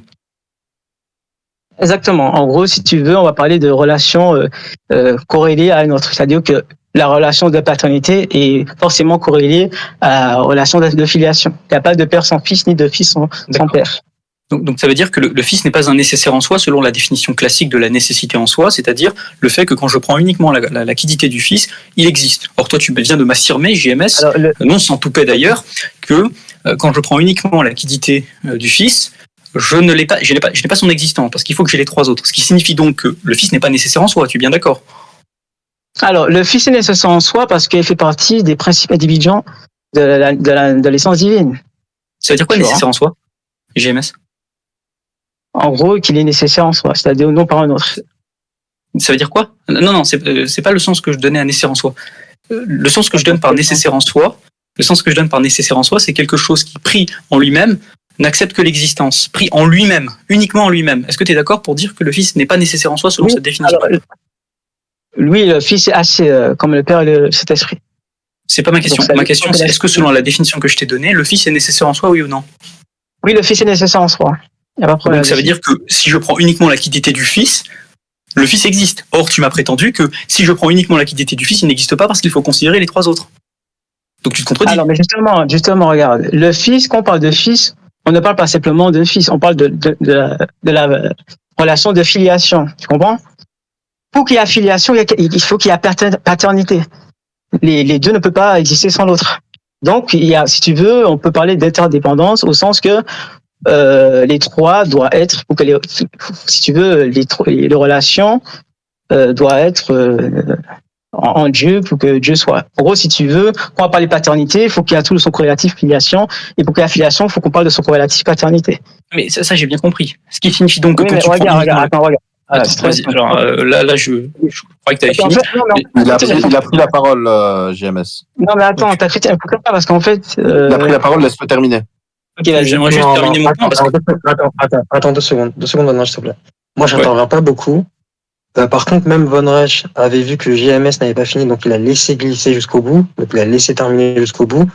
Et Amo, s'il te plaît, pour la fluidité du débat, évite d'intervenir comme ça, surtout quand tu vois que Von Reich lui donne un peu plus de temps. Il a marqué un temps de pause. Je vais pas faire un débat dans le débat. En fait, dès le moment où tu vois que Von Reich lui dit, ok, vas-y, JMS continue. Toi, d'ailleurs, dès qu'il dit ça, en fait, t'as plus à intervenir. Sinon, après, ça, au niveau de la fluidité, ça devient compliqué. Il ne marque pas alors des temps de pause aussi longs et qu'il essaye d'être un peu plus fluide lui-même dans son élocution. En tout cas, je vous remercie les deux pour les échanges et je vous remercie pour la courtoisie dont vous faites preuve. Continuez Je comme suis à ça. 20 minutes, je suis à 20 minutes 13 et toi, Cham, juste? Je suis en pause, hein. Ok. Ok. Bah, finis ton propos, JMS, du coup. Alors non, en fait, mon propos. Alors si tu veux, depuis tout à l'heure on tourne en rond. Je n'ai toujours pas eu de critique pertinente au niveau de la Trinité. Alors tu as évoqué le fait que les hypostases doivent nécessairement avoir les mêmes propriétés. Je t'ai dit non, parce qu'en fait, si tu veux, c'est comme si tu me dis la nature humaine est individuée par la matière et la forme. L'âme doit nécessairement avoir les propriétés du corps. Ça n'a pas de sens. Il faut que les deux subsistent pour parler de nature humaine concrète. Tout comme il faut trois relations subsistantes pour parler de nature divine concrète. Maintenant, par rapport à la dépendance, comme je te l'ai expliqué, il faut pas avoir les processions au sens des causes aristotéliciennes. Par exemple, quand on parle de causes au sens aristotélicienne, bien évidemment, il y a un rapport de dépendance. Mais là, on va utiliser plutôt le principe et le terme, justement avec l'exemple de la feuille. Tu vas tracer une ligne, tu traces un point A et un point B. Le tracement part du point A pour aboutir au point B. Est-ce que le point A a causé le point B? Non. Mais les deux points subsistent simultanément dans l'espace qui est la feuille. On va plutôt parler de là où commence l'action ou là où elle aboutit. Tu comprends? Est-ce que tu as fini ton propos? Ouais, j'ai fini. D'accord. Alors, JMS, ce n'est pas parce que tu occultes les arguments qu'il n'y a pas d'arguments. Tu fais simplement que les occulter. C'est pour ça que tu dis qu'il n'y a pas d'arguments, mais tu n'as pas été capable jusqu'alors d'y répondre. Je reviens rapidement sur le premier argument. Le premier argument, toi, en fait, ce que tu fais, c'est que je te fais mon argument et toi, tu me dis, oh, mais j'accepte pas la conclusion. Évidemment que tu n'acceptes pas la conclusion. C'est un argument contre toi, JMS. Évidemment que tu vas pas accepter la conclusion. Ce que tu es en train de te dire, c'est que tu dois critiquer les prémices, que tu n'as pas fait, puisque ce que tu fais, c'est répéter en boucle. Oui, mais tu dois prouver que le Dieu nécessaire n'est pas un dieutrine. Et puis tu dois refaire en boucle également. Oui, mais je n'accepte pas la conclusion. Et moi, c'est pas la question que je te pose. La conclusion, évidemment, que tu l'acceptes pas, JMS. C'est une évidence. Maintenant, tu me parles de ton engendrement, etc. Et tu es au courant que tu viens de te contredire en l'espace de 2 minutes. En 2 minutes, hein, tu t'es contredit. Pourquoi? Parce que quand je t'ai posé la question, est-ce que quand je considère uniquement le Fils, il existe, tu m'as dit non. Pourquoi? Parce que tu as dit que le Fils ne peut exister que dans une relation d'interdépendance avec les autres personnes, ce qui signifie que pris en soi uniquement lui-même, le Fils n'existe pas en fait, puisqu'il doit exister avec les autres personnes. Ce qui signifie donc que ça, c'est de la contingence en soi. Et j'entends par contingence en soi, au cas où tu considères que ma terminologie n'est pas précise, j'entends par contingence en soi le fait que quand je prends uniquement la quidité d'une chose, alors cette quidité ne peut pas exister. Je n'ai pas fini mon propos, JMS. Donc, je finis mon propos. Donc, si tu prétends qu'il y a une interdépendance, ça signifie que le Fils est contingent en soi. Et tu m'as dit, oui, mais moi, je ne parle pas de cause aristotélicienne. Mais JMS, à l'évidence, les contingents en soi ont une cause efficiente. Donc, ça signifierait donc que le Fils lui-même a une cause efficiente, puisque tu as prouvé toi-même, j'ai même pas besoin de le faire, tu l'as fait toi-même, tu as prouvé que le Fils était contingent en soi. Donc, comment tu peux répondre? Comment tu peux me dire que le Fils est nécessaire en soi, alors que quand je le prends lui-même, uniquement lui-même, sans considération de quelque chose qui est en dehors de sa quidité, il n'existe pas. Donc ça signifie donc que le Fils n'est pas nécessaire en soi, mais qu'il est plutôt contingent en soi, et que contrairement à ce que tu as prétendu, en disant qu'il n'y avait pas de causalité aristotélicienne, étant donné que le Fils est un contingent, à l'évidence, il a une cause extrinsèque. Et la cause extrinsèque, tu peux l'appeler le Père, tu peux l'appeler ce que tu veux, tu peux même l'appeler JMS si tu veux, ça ne changera rien. Il y aura une cause extrinsèque. Je vais simplement résumer mon propos. Bon, je vais devoir t'éduquer sur les causes aristotéliciennes. Quand on parle de causes aristotéliciennes, forcément, il y a une cause intrinsèque. La question que je te pose, l'acte d'intellection, c'est quoi? C'est une action. Quelle est la nature de cette action? Je pose la question. Finis ton propos. Je veux ton argument. Non, réponds à ma question. Réponds à cette question. Parce qu'en fait, tu as parlé de dépendance. En fait, si tu veux qu'on parle de cause aristotélicienne, il faut qu'il y ait un agent causal extrinsèque. En l'occurrence, la nature des processions, elle est immanente. Donc, c'est pas des processions ad extra. Donc, elle n'est pas en dehors de l'agent qui procède. Tu comprends? Donc, tu peux pas parler de dépendance. Pour parler tu vas me poser une question, je vais y répondre. Laisse-moi finir. Ah, tu veux pas que j'y réponde? Bon, d'accord, vas-y. Tu vas répondre à ma question, c'est pas grave. Et en Vas-y, fait, si tu veux, pour qu'on inclue une dépendance, il faut qu'il y ait un agent extrinsèque à ces choses-là. En l'occurrence, l'acte immanent qui est l'acte d'intellection, le terme qui en est le verbe n'est pas en dehors de l'agent, tu comprends? Donc c'est pas une cause intrinsèque, c'est une action immanente. Ou le terme aboutit dans l'agent, n'est pas en dehors. On est d'accord que tout contingent en soi est une cause extrinsèque. Oui, quand on fait la procession d'intellection n'est pas une cause intrinsèque. Non, ma question c'est on est d'accord que tout contingent en soi est une cause extrinsèque. Oui, il n'y a pas de problème, si on parle de cause intrinsèque. D'accord, attends, parce que là, c'est quand même mon temps de parole. Donc, GMS, si tu me dis que tout contingent est une cause extrinsèque, je vais te montrer que tu t'es trompé tout de suite, en fait. Hein. C'est assez évident, puisque le contingent en soi, j'ai dit que c'était quoi? Je l'ai donné la définition, hein, donc ne me dis pas que tu n'as pas compris ce que j'ai dit. Hein. J'ai donné la définition au préalable, hein, donc ne fuis pas. sur le contingensoir, je t'ai dit que c'est une quiddité telle que quand je la prends uniquement en elle-même, alors elle n'existe pas. C'est la définition que je t'ai donnée du contingent en soi. Quand je t'ai posé la question par rapport au fils, qu'est-ce que tu as dit ? Tu as dit, effectivement, si je prends le fils uniquement en lui-même, il n'existe pas puisqu'il y a une relation d'interdépendance. Donc ça signifie que le fils est quelqu'un... Attends, ouais. Juste parenthèse, on a atteint les 25 minutes. Mais vous avez coupé le chrono avec... Bon, c'est pas grave. Enfin, non, j'ai pas coupé le chrono à chaque fois. On accorde juste un peu de temps. Comme vous voulez. Si GMS veut directement passer à la suite, ou sinon je finis mon propos. On passe à la suite parce qu'on fait... Bon, d'accord. Si vous voulez pas que je finisse mon propos, mais... Si vous voulez juste clore le sujet, parce que j'ai pas coupé le chrono nombre de fois, donc si on peut mettre juste une petite minute en plus pour les interventions et tout. Donc voilà. Von, si tu peux terminer vite fait, comme ça au moins on clôt le sujet. Je finis juste mon propos en espace d'une minute, puisque c'est les 1 minute qui correspondent aux fois où on a été interrompu par les arbitres. Non, il me semblerait que Amos a dit quand c'est fini, c'est fini. Pas autre chose. Quand le temps réglementaire est fini, mais là il n'y avait pas de temps réglementaire. Amos a été clair là-dessus. Il y a eu des coupures. Alors, 2 secondes. Moi, de mon côté, j'avais arrêté le timer. Moi, ce que je propose tout simplement, c'est que Van Reich, en fait, le problème, c'est que si tu termines, GMS va devoir rebondir derrière. En fait, c'est ça le problème, c'est que ça va être assez long. Tu vois, ça va prolonger la chose. Après, il sera sur ses 25 minutes, GMS. Il fera 6 minutes. Alors, quand même, tu demandes aux débatteurs de pas couper, mais tu me coupes moi. C'est assez compliqué quand même. Je pensais que tu avais terminé vu que tu as arrêté de parler, mais vu que tu marques des temps de pause comme ton ami, c'est compliqué à savoir. Je marque des temps de pause pour que tu comprennes. Et tu bégayes. Je suis en train de te dire, évidemment. Ok, d'accord. Donc moi, ce que j'ai envie de dire aux deux, je vous propose tout simplement de passer à la partie suivante. Par contre, je ne sais pas lequel d'entre vous va introduire, on va commencer. Parce que je crois que c'est GMS, c'est lui qui fait les arguments. C'est moi qui vais faire des arguments théologiques. Là, en gros, c'est moi l'attaquant et c'est lui le défenseur. Ok, génial. On vous écoute. Et continuez comme ça, en tout cas, parce qu'au niveau des coupures, c'est plutôt cool. On comprend, c'est plutôt allez, GMS, je t'en prie. Alors, moi, alors, c'est bon, je peux commencer ? Ok. Bon, il y a quelque chose d'intéressant. Alors, j'ai écouté brièvement ta réfutation, mais j'ai l'impression que tu n'as pas répondu aux objections. Tu as plutôt confirmé mes points, et c'est ce que j'attendais. Donc, pour revenir à la première section, c'était justement par rapport à tes propos. La question que je t'avais posée, comment tu peux justifier qu'un objet extra-divin, autre qu'Allah, peut procurer la félicité absolue ? La question est amusante puisque précisément, je n'affirme pas qu'un objet extra-divin crée la félicité. Fin de l'histoire. Je l'affirme pas en fait. Alors, par objet divin, je parle suivant, tu avais dit dans ton audio avec partagé, tu as dit que la félicité peut être associée à... c'était pas nécessaire pour l'homme que sa félicité maximum soit retrouvée dans la vision béatifique. Comment tu justifies cela, s'il te plaît ? Mais tes questions n'ont aucun rapport, JMS. Tu as posé la première question en disant comment tu expliques que quelque chose d'autre que divin ait produit la félicité. Je te dis que je ne sais pas ce que j'affirme. Non, c'est pas des produits, peut procurer. Je termine mon propos. Non, laisse-le terminer, s'il te plaît. Voilà.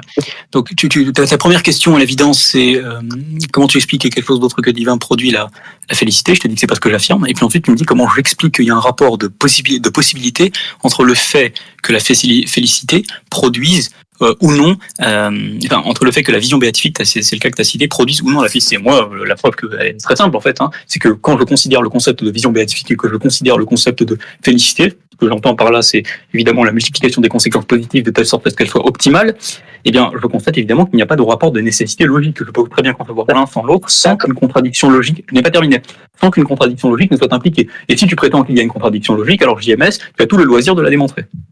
D'accord, je te pose une question. Est-ce que, par exemple, la félicité maximale de l'individu peut être associée, par exemple, déflorer une nourrice ? Est-ce que ça peut procurer le même degré de plaisir que de voir Allah ?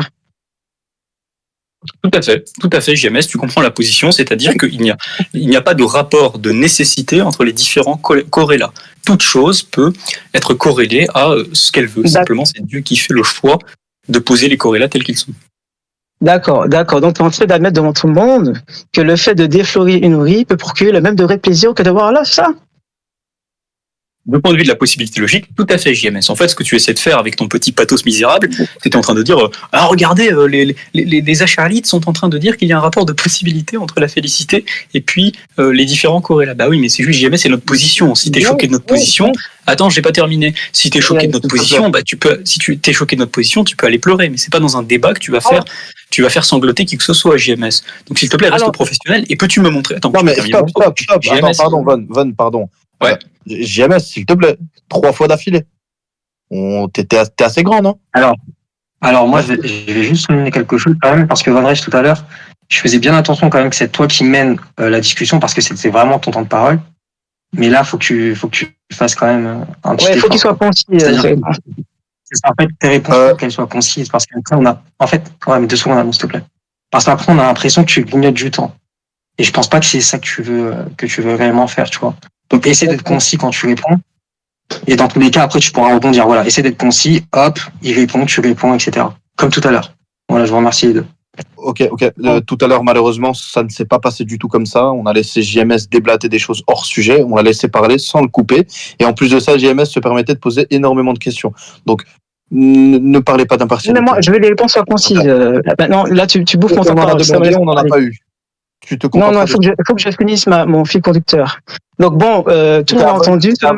C'était avant de parler. Mon temps de parole. Non, mais en fait, tu laisses finir. En fait, si tu veux, ma réponse était une question fermée. Non, mais c'était à Von de parler, en fait. Donc tu le laisses terminer. Ok, vas-y.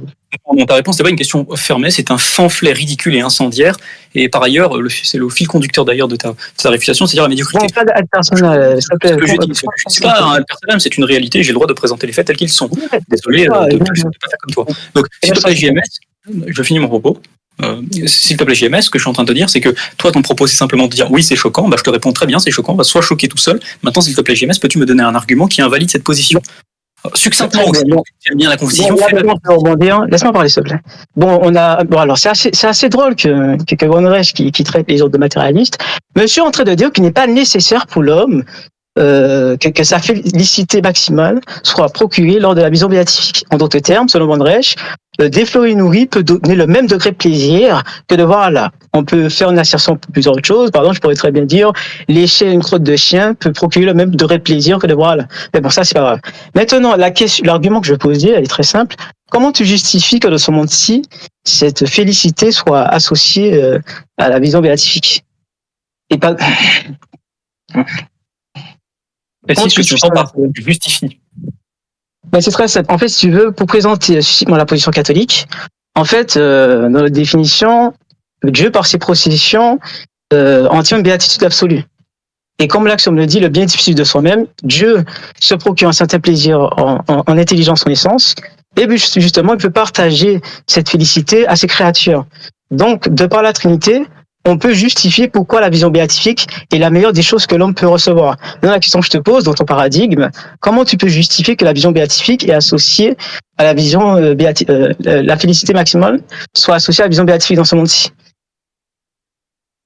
Bien, les corrélats en soi sont des rapports de possibilité, c'est-à-dire que le fait que la vision béatifique soit associée avec une conséquence positive maximale, c'est un rapport de possibilité à l'évidence. Ceci étant dit, on peut connaître certains corrélats. Alors, selon la position mathoridite que je ne vais pas prendre parce que tu ne veux pas que je fasse le mathoridite, on peut la connaître par la raison. Et selon la position ash'arite, en revanche, on peut connaître ces corrélats par la révélation. C'est la révélation qui va nous indiquer, par exemple, qu'il y a un rapport, associé à la vision béatifique certaines conséquences positives maximales, et de même pour les ouvriers, etc., etc. Et la hiérarchie qu'il y a du paradis inégalitaire que tu as fustigé, tel un petit communiste. Donc voilà, mon propos, je vous réponds succinctement, parce qu'on m'a demandé d'être concis. Alors non, en fait, tu n'as pas répondu. Tu me dis, on le sait par la révélation, c'est pas la question Coco Lapin. En fait, si tu veux, tu as précisé que c'est une possibilité rationnelle que la félicité maximale soit associée, par exemple, le fait de déflorer une vierge ou, par exemple, manger une crotte de chien. La question que je te pose, quelle est la justification rationnelle pour que de ce monde-ci, cela soit associé à la vision béatifique, la félicité maximale? C'est la question que je te pose. Ne me parle pas de révélation, tu n'as pas de justification. Mais alors, dans ce cas-là, ta réponse, et j'ai déjà répondu, c'est un non-sens que tu dis. Quand tu me dis quelle est la justification rationnelle entre les deux, tu es en train de demander pourquoi il y a ce rapport-là. Mais je te dis précisément... Exactement, c'est ça que je te pose. Oui, merci GMS, mais je te dis précisément qu'il n'y a pas de rapport de nécessité. C'est le cas, mais ça aurait pu être autrement que ça ne l'est actuellement. C'est juste D'accord, c'est le donc cas je ne peux pas justifier. Alors, s'il te plaît, je termine. JMS, encore une fois, Je termine, parce que là j'ai été concis, j'ai pas été très long, tu m'as coupé dès le début, vraisemblablement pour des raisons évidentes, mais bon, si tu veux une cause efficiente, je te dis, c'est la volonté divine qui choisit telle chose plutôt qu'une autre. C'est ça que je te dis, si tu veux un cas efficient. Voilà. alors, tu ne résous pas toujours le problème. En fait, tu es en train de me dire, cela est associé à la vision béatifique parce que c'est associé à la vision béatifique. Et tu n'as pas de justification rationnelle en soi. Alors que moi, je t'ai donné une justification qu'on peut donner nous, les catholiques. Dieu, en son intelligence, son essence, ça le procure un certain bien et il veut partager ce don à sa créature. C'est par nature que Dieu est le souverain bien. Donc, on se peut justifier pourquoi la vision béatifique est la seule chose qui peut procurer à l'être rationnel sa potentialité maximale. Mais bon, tu m'as pas donné de justification. Maintenant, pour revenir à la dernière question, tu as dit dans ton audio face à GDN que la vision béatifique n'est pas accessible à tout croyant. On est d'accord avec ça? Selon tes propos. Oui. D'accord. Les personnes qui n'ont pas accès, tu es d'accord qu'ils auront accès à des degrés de plaisir moindres? Oui. D'accord. Comment tu m'expliques que ton paradis n'est pas inégalitaire? Parce que la félicité maximale sera donnée seulement à une Il est élite. inégalitaire. Ah d'accord. Donc le paradis islamique est inégalitaire. Tout à fait, JMS. Ok, très bien. Ok, très bien. Dans ce cas-là, c'est assez drôle. Qu'est-ce qui distingue ce monde d'ici-bas et le monde du paradis? Alors, sachant que le paradis est censé être un état et un lieu qui procure du bien à tout homme, là, Bandré, je suis en train de nous dire que dans son paradis, il y aura toujours des inégalités. Ce qu'on trouve ici-bas. Par exemple, ici-bas, les gens ne sont pas heureux parce qu'ils ne peuvent pas avoir accès à tous les biens. Visiblement, ce sera le même cas au paradis. Mais bon, ça, c'est pas grave. Maintenant, pour revenir à l'occasionnalisme, alors, nous avons parlé de la presse à Charlie Hebdo. Alors, tu m'as dit, tu m'as présenté la position que oui, les actions sont acquises par l'agent, mais tu m'as pas donné la manière dont cela est acquis. Parce que, je te rappelle, il semblerait que chez vous, la volonté n'a pas de pouvoir causal. Donc, c'est Allah qui instancie les choix de l'individu. Comment tu peux dire que l'individu est responsable de ses actes si c'est Allah qui instancie sous ses actions, ses choix, etc. D'accord. Donc je réponds aux 2 points. Le premier point, c'est ta supercherie avec, tu as dit que voilà, dans le modèle catholique, on pouvait justifier rationnellement le fait que la vision béatifique était associée à la félicité. Donc ça, c'est pas un argument, JMS. Hein. Là, tu étais en train de dire oui, mais parce qu'il doit partager son bien, etc. etc. Il n'y a aucune prémisse que tu as prouvé. Là, tu m'as récité ton catéchisme. Ça m'intéresse pas. Maintenant, par rapport à ce que tu as mentionné, quand tu me demandais la justification rationnelle, c'est pour ça que je t'ai demandé c'est quoi une justification. Soit tu entends une justification causale, soit tu entends une justification de motif. Si tu entends une justification causale, c'est la volonté divine qui est la cause. Si tu entends une justification de motif, alors j'ai déjà répondu, tu aurais dû écouter. Plutôt que de balbutier pendant des heures, tu aurais dû écouter parce que j'ai précisément dit que la volonté n'a pas de motif. Et nous sommes d'accord pour dire que les choix divins sont arbitraires en ce sens qu'ils découlent d'un arbitrage et qu'ils ne sont pas causés. Merci, mais tu découvres les positions à Charlie. Ensuite, tu nous parles du paradis inégalitaire. Oh là là, c'est trop triste, les gens ne sont pas égalitaires. C'est du pathos. Je suis en train de répondre. Arrête de me couper. Donc là, ce que tu es en train de faire, c'est du pathos. Et puis, inégalitaire, oui, inégalitaire. Il y a une inégalité de mérite, effectivement. Il y a une inégalité. Je suis en train de répondre. J'ai le droit de réagir. S'il te plaît, JMS. Je réagis à ton propos. C'est pas la peine de t'exciter. Donc, ce que je suis en train de te dire, c'est que, bah, oui, évidemment, il y a une inégalité. Et si tu veux choquer les gens avec, bah, choque les gens avec. Mais nous, c'est une inégalité de mérite. C'est-à-dire que les plus méritants ont mieux. C'est de la logique, JMS. Hein, c'est évident, c'est basique. Bon. Maintenant, le propos que tu m'as posé par rapport à l'occasionnalisme. Bah, JMS, t'aurais dû écouter. J'ai déjà répondu à ça.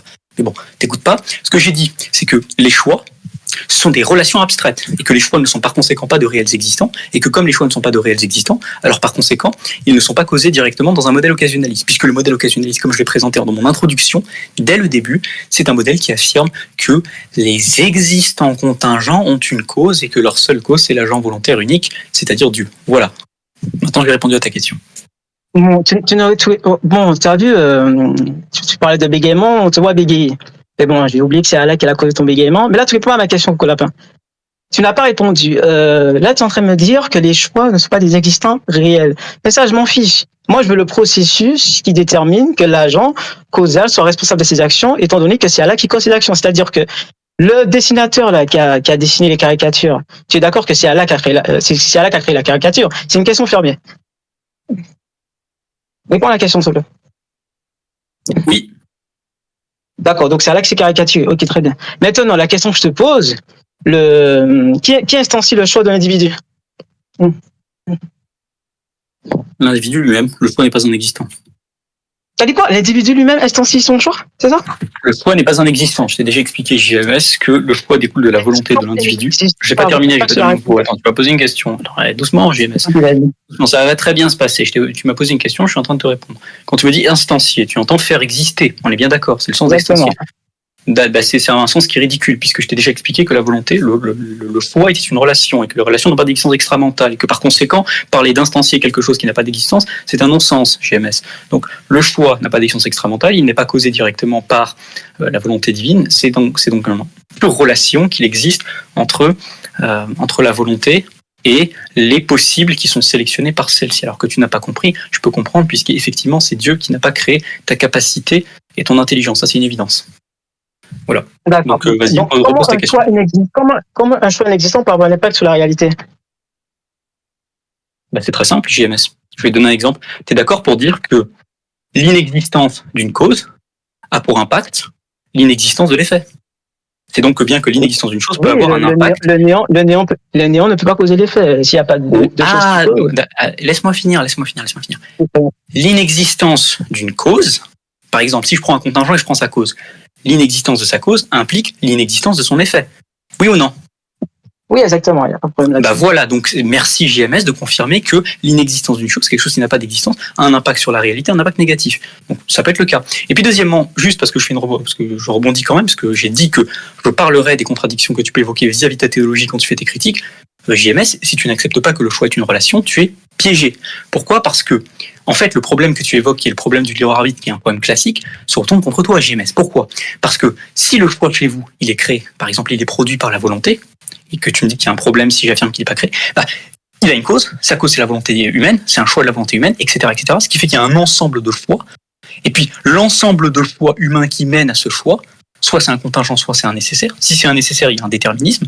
Si c'est pas un nécessaire, c'est un contingent, c'est-à-dire que l'ensemble est contingent, qu'il a besoin d'une cause extérieure à lui-même, et que par conséquent, on est encore dans un déterminisme, puisque l'être humain est conditionné par des choix extérieurs. Donc si tu affirmes que le choix est un existant ou que le choix n'est pas un existant, tu tombes dans le problème que je viens de te mentionner. C'est une critique, tu te retournes contre toi, simplement. T'as fini. En fait, pour revenir à tes propos, moi je n'ai pas très bien saisi. Donc, le choix n'est pas existant, mais il a un impact sur la réalité, c'est ça? Tout à fait.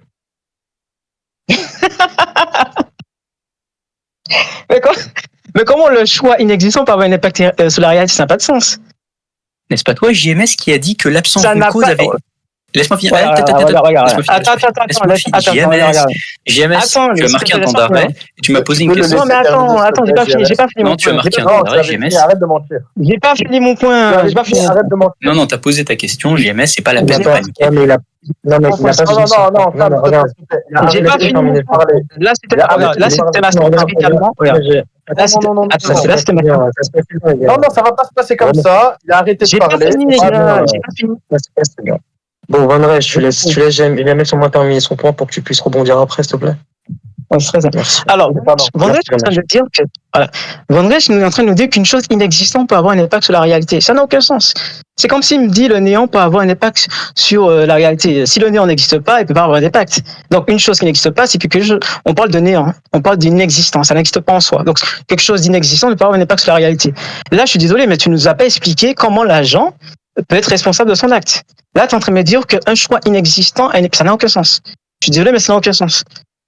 Alors, JMS, tu t'es contredit en l'espace de 2 secondes quand je t'ai posé la question de savoir est-ce que l'inexistence d'une cause avait pour implication l'inexistence d'un effet. Tu m'as répondu oui. C'est donc bien que l'inexistence d'une chose, JMS, je n'ai pas terminé. Arrête de me couper, c'est pas possible.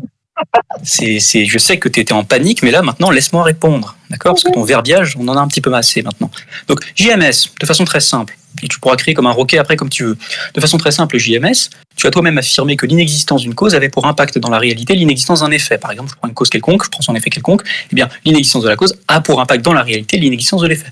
Ce qui fait que toi-même, tu admets que l'inexistence de choses a un impact dans la réalité. Et si tu n'es pas d'accord avec ce propos, tu dois le démontrer, JMS. Tu dois le démontrer. Je vais te donner un autre exemple et je vais répondre à ta question sur le cas. Par exemple, quand vous dites que, par exemple, la création de l'univers ex nihilo par Dieu, lorsque vous affirmez qu'il est créé, on est d'accord que Il est créé par la volonté. Et pourquoi l'univers n'est pas éternel? C'est parce que la volonté a spécifié un temps donné, parce que l'univers a spécifié, le Dieu a spécifié un temps donné pour l'inexistence de l'univers. C'est pour ça qu'il y a un délai de retardement. Or, on est bien d'accord que l'absence du temps approprié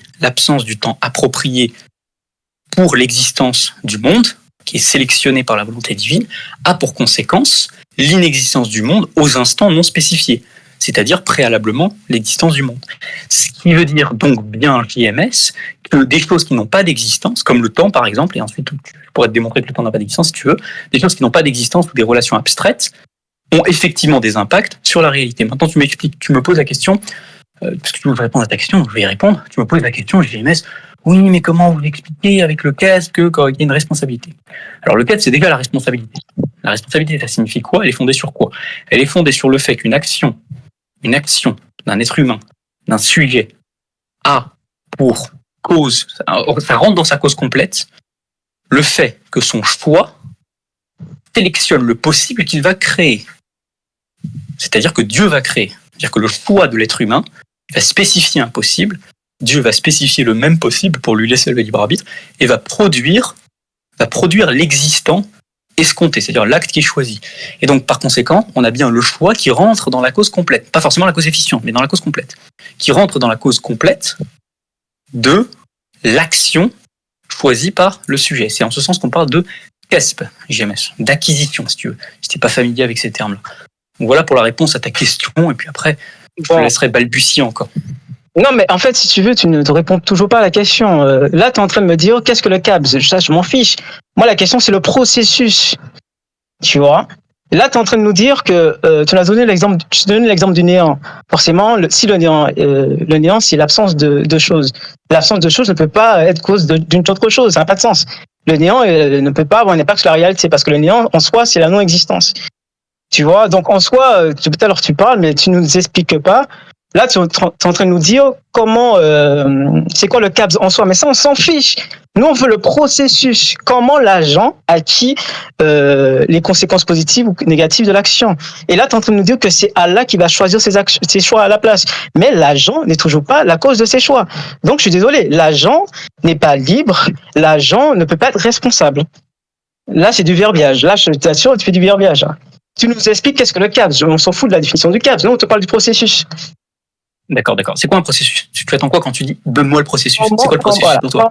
Comment l'agent acquiert l'action? Au sens, en quoi l'agent acquiert la responsabilité de l'action? Quel est le processus? Comment ça se fait? D'accord. Alors attends. On est d'accord qu'il y a responsabilité dès lors qu'il y a choix. L'agent, dans tous les cas, ne choisit pas. Réponds à la question, arrête de t'éparpiller. On est d'accord qu'il y a responsabilité dès lors qu'il y a choix. Pour qu'il y ait responsabilité, il faut que l'agent soit cause de ses choix.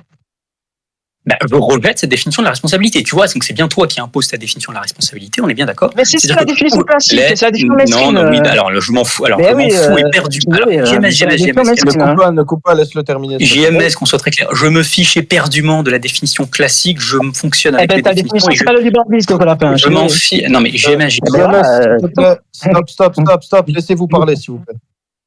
Alors JMS, j'ai bien compris que tu étais en difficulté, mais c'est pas une raison pour imposer une dictature sémantique. Bien sûr. Non, mais elle n'a pas répondu, c'est bon. Non, mais d'accord. Alors, mais tu m'as posé une question, Cham, s'il te plaît, Von était en train de parler, reprends. Non, mais on passe à autre chose. Non, on passe à autre chose. Tu l'as pas laissé terminer. Mais on passe à autre chose. Là, je pose la question sur le processus. Bah non, je vais répondre. On va pas passer à autre chose avant que je réponde. Donc en fait, ce que tu es en train de nous expliquer, JMS, c'est qu'il arrive comme ça, avec sa petite dictature sémantique, en disant « Ah, mais vous avez pas ma définition de la responsabilité. Ah bah du coup, vous avez pas de responsabilité. Ah bah d'accord, JMS. C'est très simple, les arguments comme ça. Bah moi je dis, toi tu n'as pas ma définition de la responsabilité, donc bah vous n'avez pas non plus de responsabilité. C'est une dictature sémantique que tu imposes, c'est un dialogue de sourds et qui n'a aucun sens. Fais des arguments et arrête avec les arguments qui sont strictement sémantiques. Ça n'a aucun sens. Et par ailleurs, tu as mentionné que toujours, enfin, tu te contredis quand tu dis oui, mais l'absence d'une chose n'a pas d'impact sur la réalité. Bah, tu t'es mis d'accord avec moi pour dire oui, mais l'absence d'une cause a pour impact l'absence d'un effet. Donc ça a bien un impact sur la réalité, contrairement à ce que tu prétends. Donc arrête de me dire Non, pas du n'importe tout, quoi. parce qu'en fait, si tu veux, il y a pas. Regarde, si tu veux, si par exemple, je te pourrais poser la question, est-ce que le néant peut causer une chose? Tu me poses la question ou tu fais une tirade là? Oui. Est-ce que le néant peut avoir un impact, par exemple? Bah, l'absence, je t'ai déjà répondu à ça, l'absence d'une cause a pour impact l'absence d'un effet. Donc oui, c'est un impact. Mais non, mais il y a pas de relation de cause à effet entre les deux. Je suis désolé. C'est quoi une cause, JMS? Une cause, c'est ce qui va causer une chose, c'est-à-dire spécifique. Ah bah oui, une cause, c'est ce qui va causer une chose. Bah bravo, JMS. Mais oui, on parle de Ah spécification. bah oui, alors bah oui, évidemment, c'est évident. Une cause, c'est ce qui va causer une chose. Bah, merci, Une cause, JMS. une cause, c'est ce qui va causer un effet. Voilà. Mais, C'est ma mais définition. tu te rends compte de ce que tu es en train de dire? Tu es en train de dire que tu définis la cause par la cause. Tu fais une tautologie pure et nette. Tu es en train de dire Et une alors, cause, c'est ce qui cause quelque chose. Problème dans ça. Il est où de problème dans ça? Il est où? C'est que je te demande une définition, si t'es pas capable de définir. Une cause va provoquer. Bon, si tu veux, une cause peut provoquer une autre chose. Ça, c'est la même chose. La définition, je te demande, c'est quoi une cause? La définition que nous, on va donner par exemple de la cause, je vais t'aider, parce que tu es en train de définir la cause par la cause, donc c'est strictement inutile. La définition pour nous. Je n'ai pas fini. Ah oui, mais c'est intuitif, très bien. Bah oui, c'est intuitif quand ça t'arrange. Oui, d'accord, très bien. Non, la définition que nous, on va donner pour une cause, c'est l'ensemble des choses, ça va être la cause complète, l'ensemble des choses dont une quiddité a besoin pour être. Pour être, c'est-à-dire exister. Et parmi ces choses-là, il y a évidemment, par exemple, sa quiddité. Sa quiddité, c'est pas une cause efficiente, mais c'est quand même une cause, dans le sens où, pour exister, il faut au moins qu'il y ait une quiddité, il faut au moins qu'il y ait un concept. Il peut y avoir également les parties de la quiddité, ce que nous on va appeler dans ce cas cause matérielle, dans notre cas, en tout cas dans nos définitions, pas dans les tiennes. Et puis, évidemment que, par exemple, si je me prends l'inexistence de quelque chose, l'inexistence de quelque chose pour être réel au sens affirmé, prédiqué, eh bien, elle a besoin de l'inexistence de sa cause. Et donc, de ce point de vue-là, de l'inexistence d'autre chose, si tu veux. Donc, de ce point de vue-là, comme il y a besoin, nous, on appelle ça cause. Et toi, tu me définis la cause par la cause. C'est un ridicule sans nom, en fait. Là, tu expliques juste le rapport de dépendance entre la cause et son effet. Ça, on s'en fiche. Attends, non, mais ça, c'est des raisonnements qu'on fait, c'est une implication logique. Mais alors, regarde, je te pose une question. Est-ce que le néant a un impact sur la réalité? Alors, si le néant a un impact sur la réalité, donc le néant est cause. Tu es d'accord? Une cause. L'inexistence de quelque chose, c'est un impact sur la réalité ou pas? Est-ce que le néant est une cause? Est-ce qu'il y a? Est-ce que le néant est une cause? Je t'ai déjà répondu. L'inexistence, regarde, écoute bien, il faut que tu te concentres.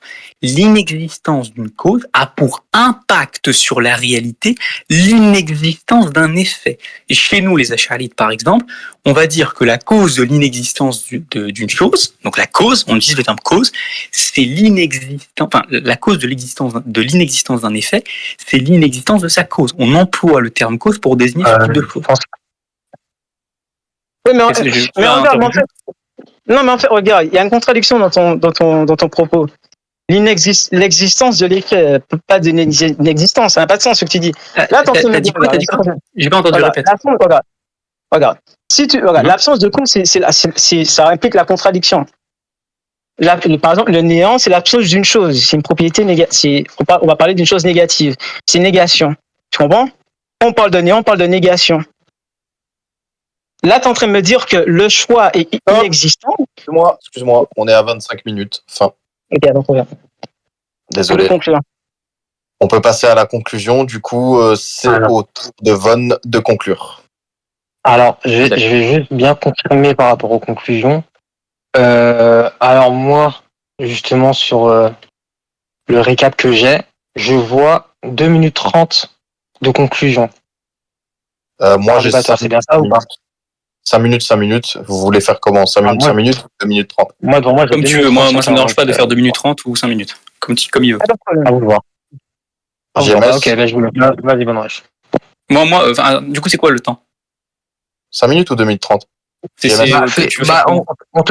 on va faire quoi? On va faire un truc très simple. On te met 5 minutes max. Voilà. 5 minutes max. C'est bien. Ok. Voilà. Vas-y, go, Von, je lance. Ok, parfait. Tu as lancé le chrono? Oui. Très bien. Bon, on a pu voir au cours de ce débat que le petit cuistre JMS, qui a prétendu depuis de longues dates détruire les courants ash'arites, détruire les sunnites et consorts, il racontait des bêtises systématiques. Il est arrivé avec son petit PDF balbutiant et lisant un texte préécrit, si je puis dire. Puis ensuite, il a fait passer une vidéo. Puis ensuite, il a lu son catéchisme. Enfin bref, en d'autres termes, JMS est arrivé démuni. Et puis, quand on a proposé des arguments contre sa conception de la Trinité, qu'est-ce que nous dit JMS? Il nous dit non, mais en fait, on parle pas de ça. Mais en fait, il y a un sophisme de composition. On lui définit le sophisme de composition. Il est incapable de le définir, de le définir correctement. Il est incapable de l'identifier dans l'argument. On lui propose un argument, on lui dit quelle prémisse tu rejettes, il nous dit qu'il rejette la conclusion. Donc JMS n'est pas très solide, vraisemblablement dans des facultés de compréhension basiques. On lui donne un autre argument encore une fois sur l'engendrement. Il dit tantôt que effectivement le fils est contingent en soi, puis il nous dit non, mais il est contingent en soi, mais j'accepte pas les implications. C'est-à-dire qu'il n'accepte pas que le fils. Il nous dit, JMS, le fils est contingent en soi. Il nous dit tout ce qui est contingent en soi est une cause efficiente. Et puis quand on lui dit, dans ce cas, le fils a une cause efficiente, il dit non, mais c'est pas exactement ça, en fait, il y a un rapport de je sais pas quoi, etc. Le tout avec des balbutiements pour le moins étonnants. Et puis ensuite, on va sur cette fameuse phase sur la question de l'islam, où JMS prétend proposer une critique, une parodie de critique, si je puis dire, puisque c'est du spectacle ce qu'il a proposé. Il est arrivé, il nous a dit, oui, alors moi, je trouve que le paradis islamique est inégalitaire. Alors maintenant, il se donne des allures de communiste, voire même de trotskiste, il nous dit, voilà, le paradis islamique est inégalitaire. Très étonnant. Puis ensuite, il nous déverse son pathos à long flot. Il nous dit oui, quand même, c'est bizarre qu'il n'y a pas de rapport de nécessité entre la vision béatifique et la félicité. Regardez, c'est l'implication de votre théorie. Non, c'est pas l'implication de notre théorie, c'est la prétention de notre théorie. JMS, tout ce qu'il a fait pendant 3 ans, là, qui mentionne 3 ans de recherche, tout ce qu'il a fait, c'est découvrir nos positions et dire vous avez ça comme position. Ça, vous remarquerez, c'est tout le débat. Le seul petit élément pertinent qu'il a proposé, si on peut qualifier ça de pertinent, puisque il est très difficile de parler de pertinence devant le brouillon qui nous a rendu aujourd'hui, il nous dit pour la question de la volonté, comment vous expliquez que la volonté est causée, etc., dans un modèle occasionnaliste, comment vous expliquez cela, etc., etc. Donc, on lui explique très succinctement que la volonté n'est pas un existant et que par conséquent, elle n'est pas causée directement. Il nous objecte dans une espèce de tribune un peu ridicule, oui, mais en fait, l'inexistence d'une chose ne peut pas avoir un impact sur la réalité, ce qui aurait pu être entendu si JMS n'avait pas lui-même dit que l'inexistence d'une chose avait pour conséquence sur la réalité l'inexistence d'un effet. Donc il a le toupet de faire des objections, mais pourtant il ne comprend pas l'essence même des objections qu'il donne, tout en sachant évidemment, pour couronner le tout de ce spectacle un petit peu ridicule, pour couronner le tout, il nous dit non mais en fait, plutôt, ça a un impact en fait directement sur ses propres positions, puisqu'on a expliqué très clairement que la volonté, le choix soit existant ou qu'il soit abstrait, dans tous les cas, il aura besoin entre guillemets d'une cause. Puis s'il a besoin d'une cause, eh bien, on a l'ensemble des choix de l'être humain qui, si c'est impossible, dans ce cas-là, nécessite une cause extrinsèque. Et donc une cause extrinsèque à l'ensemble des choix d'un être humain, ce n'est pas le choix d'un être humain. Donc par conséquent, c'est bien du déterminisme. Donc JMS propose des objections à sa propre théologie. Donc c'est très intéressant. Donc en fait, JMS est un ash'arite. Il arrive, il pose nos positions, il dit voilà, ça c'est la position ash'arite. Il lit un peu de credo catholique et puis ensuite il dit voilà les critiques qu'on peut faire à ma propre position. C'est très intéressant. Alors je vous remercie quand même, JMS et Cham, d'être venus, quoi qu'il fallait pas venir, parce que visiblement avec ce qu'ils ont proposé. Toutefois, voilà, moi je reste un peu sur ma fin de ce petit débat. Moi je m'attendais à une éradication de l'ash'arisme en 2024. Aujourd'hui j'ai eu un spectacle vraiment pantof. Donc voilà, je termine mon propos là-dessus et je laisse JMS faire sa conclusion.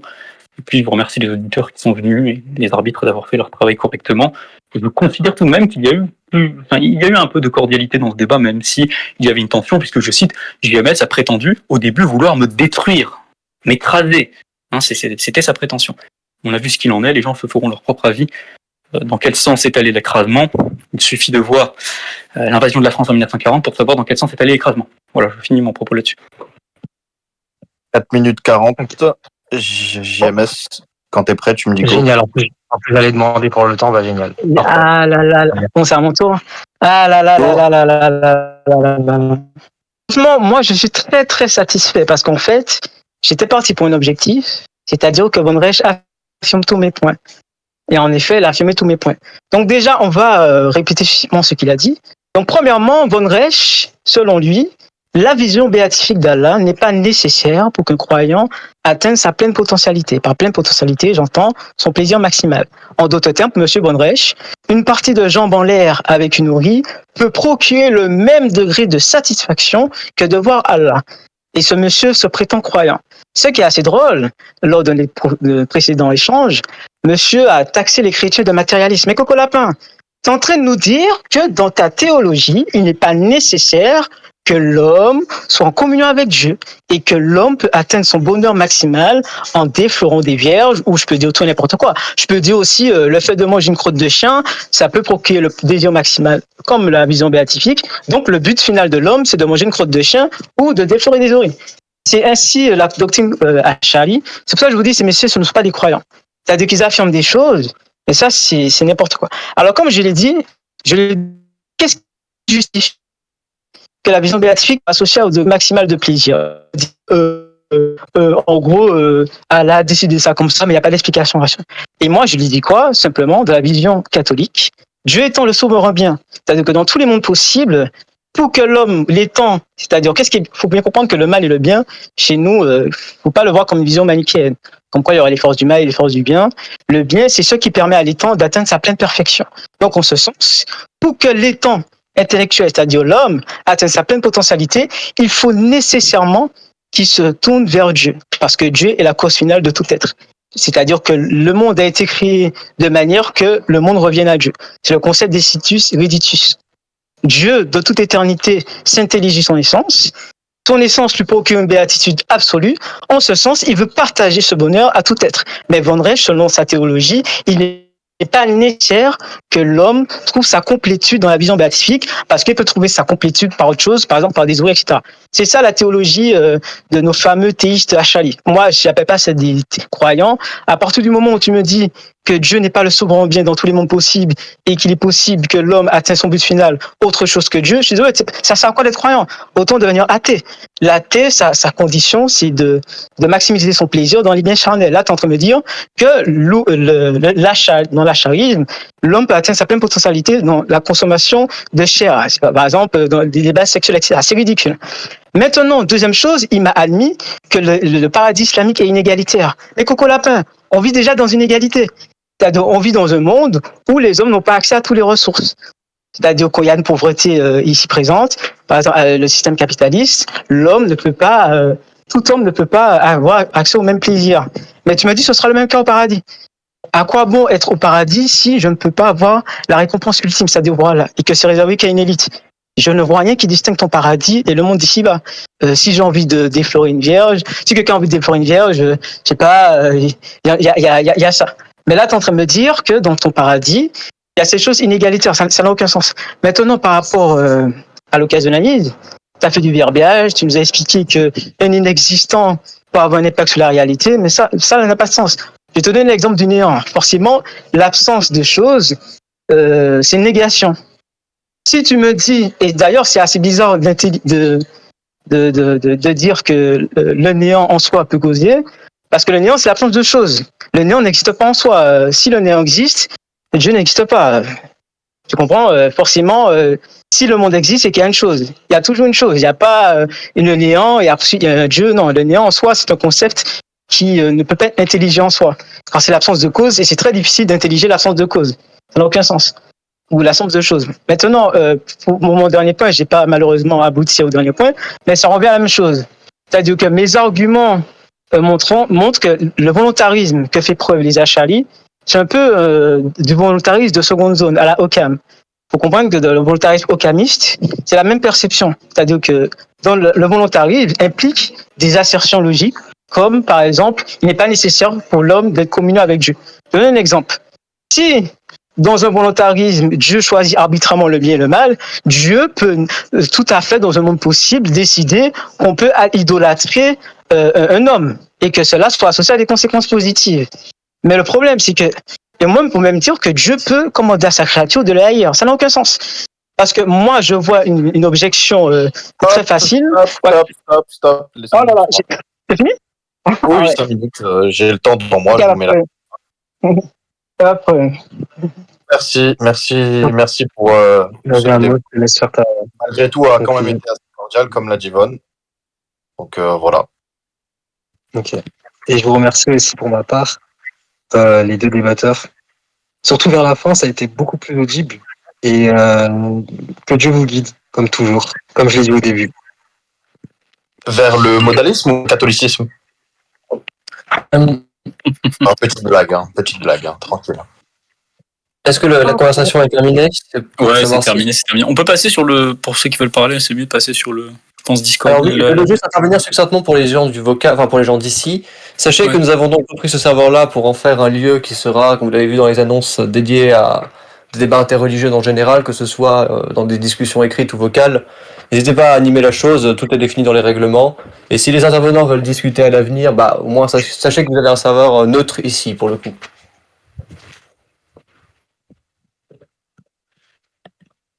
Ça Voilà, marche. si vous voulez commenter maintenant, par exemple, JMS, si tu veux bien venir avec nous pour discuter, après un débat avec un charit, que dirais-tu d'un débat avec des spinozistes? Alors moi, je connais pas la position spinoziste. Il faudrait que tu me fasses une introduction là-dessus. Il n'y a pas de souci, ça va pas prendre longtemps. Qu'en dis-tu? Pas de problème. Putain, Bon, en tout cas, moi, les gars, je vous laisse. Hein. Moi, c'est bon. Von, s'il te plaît, appelle-moi au privé. Ouais, vas-y. Moi, je vous laisse. Hein. Il va falloir parler Merci des bruits qu'il y a eu pendant ce débat. Ça a été assez magistral aujourd'hui. Bon, allez. À plus. Bonne soirée. Vas-y, je t'appelle tout de suite. Ça va, Iko. Merci encore.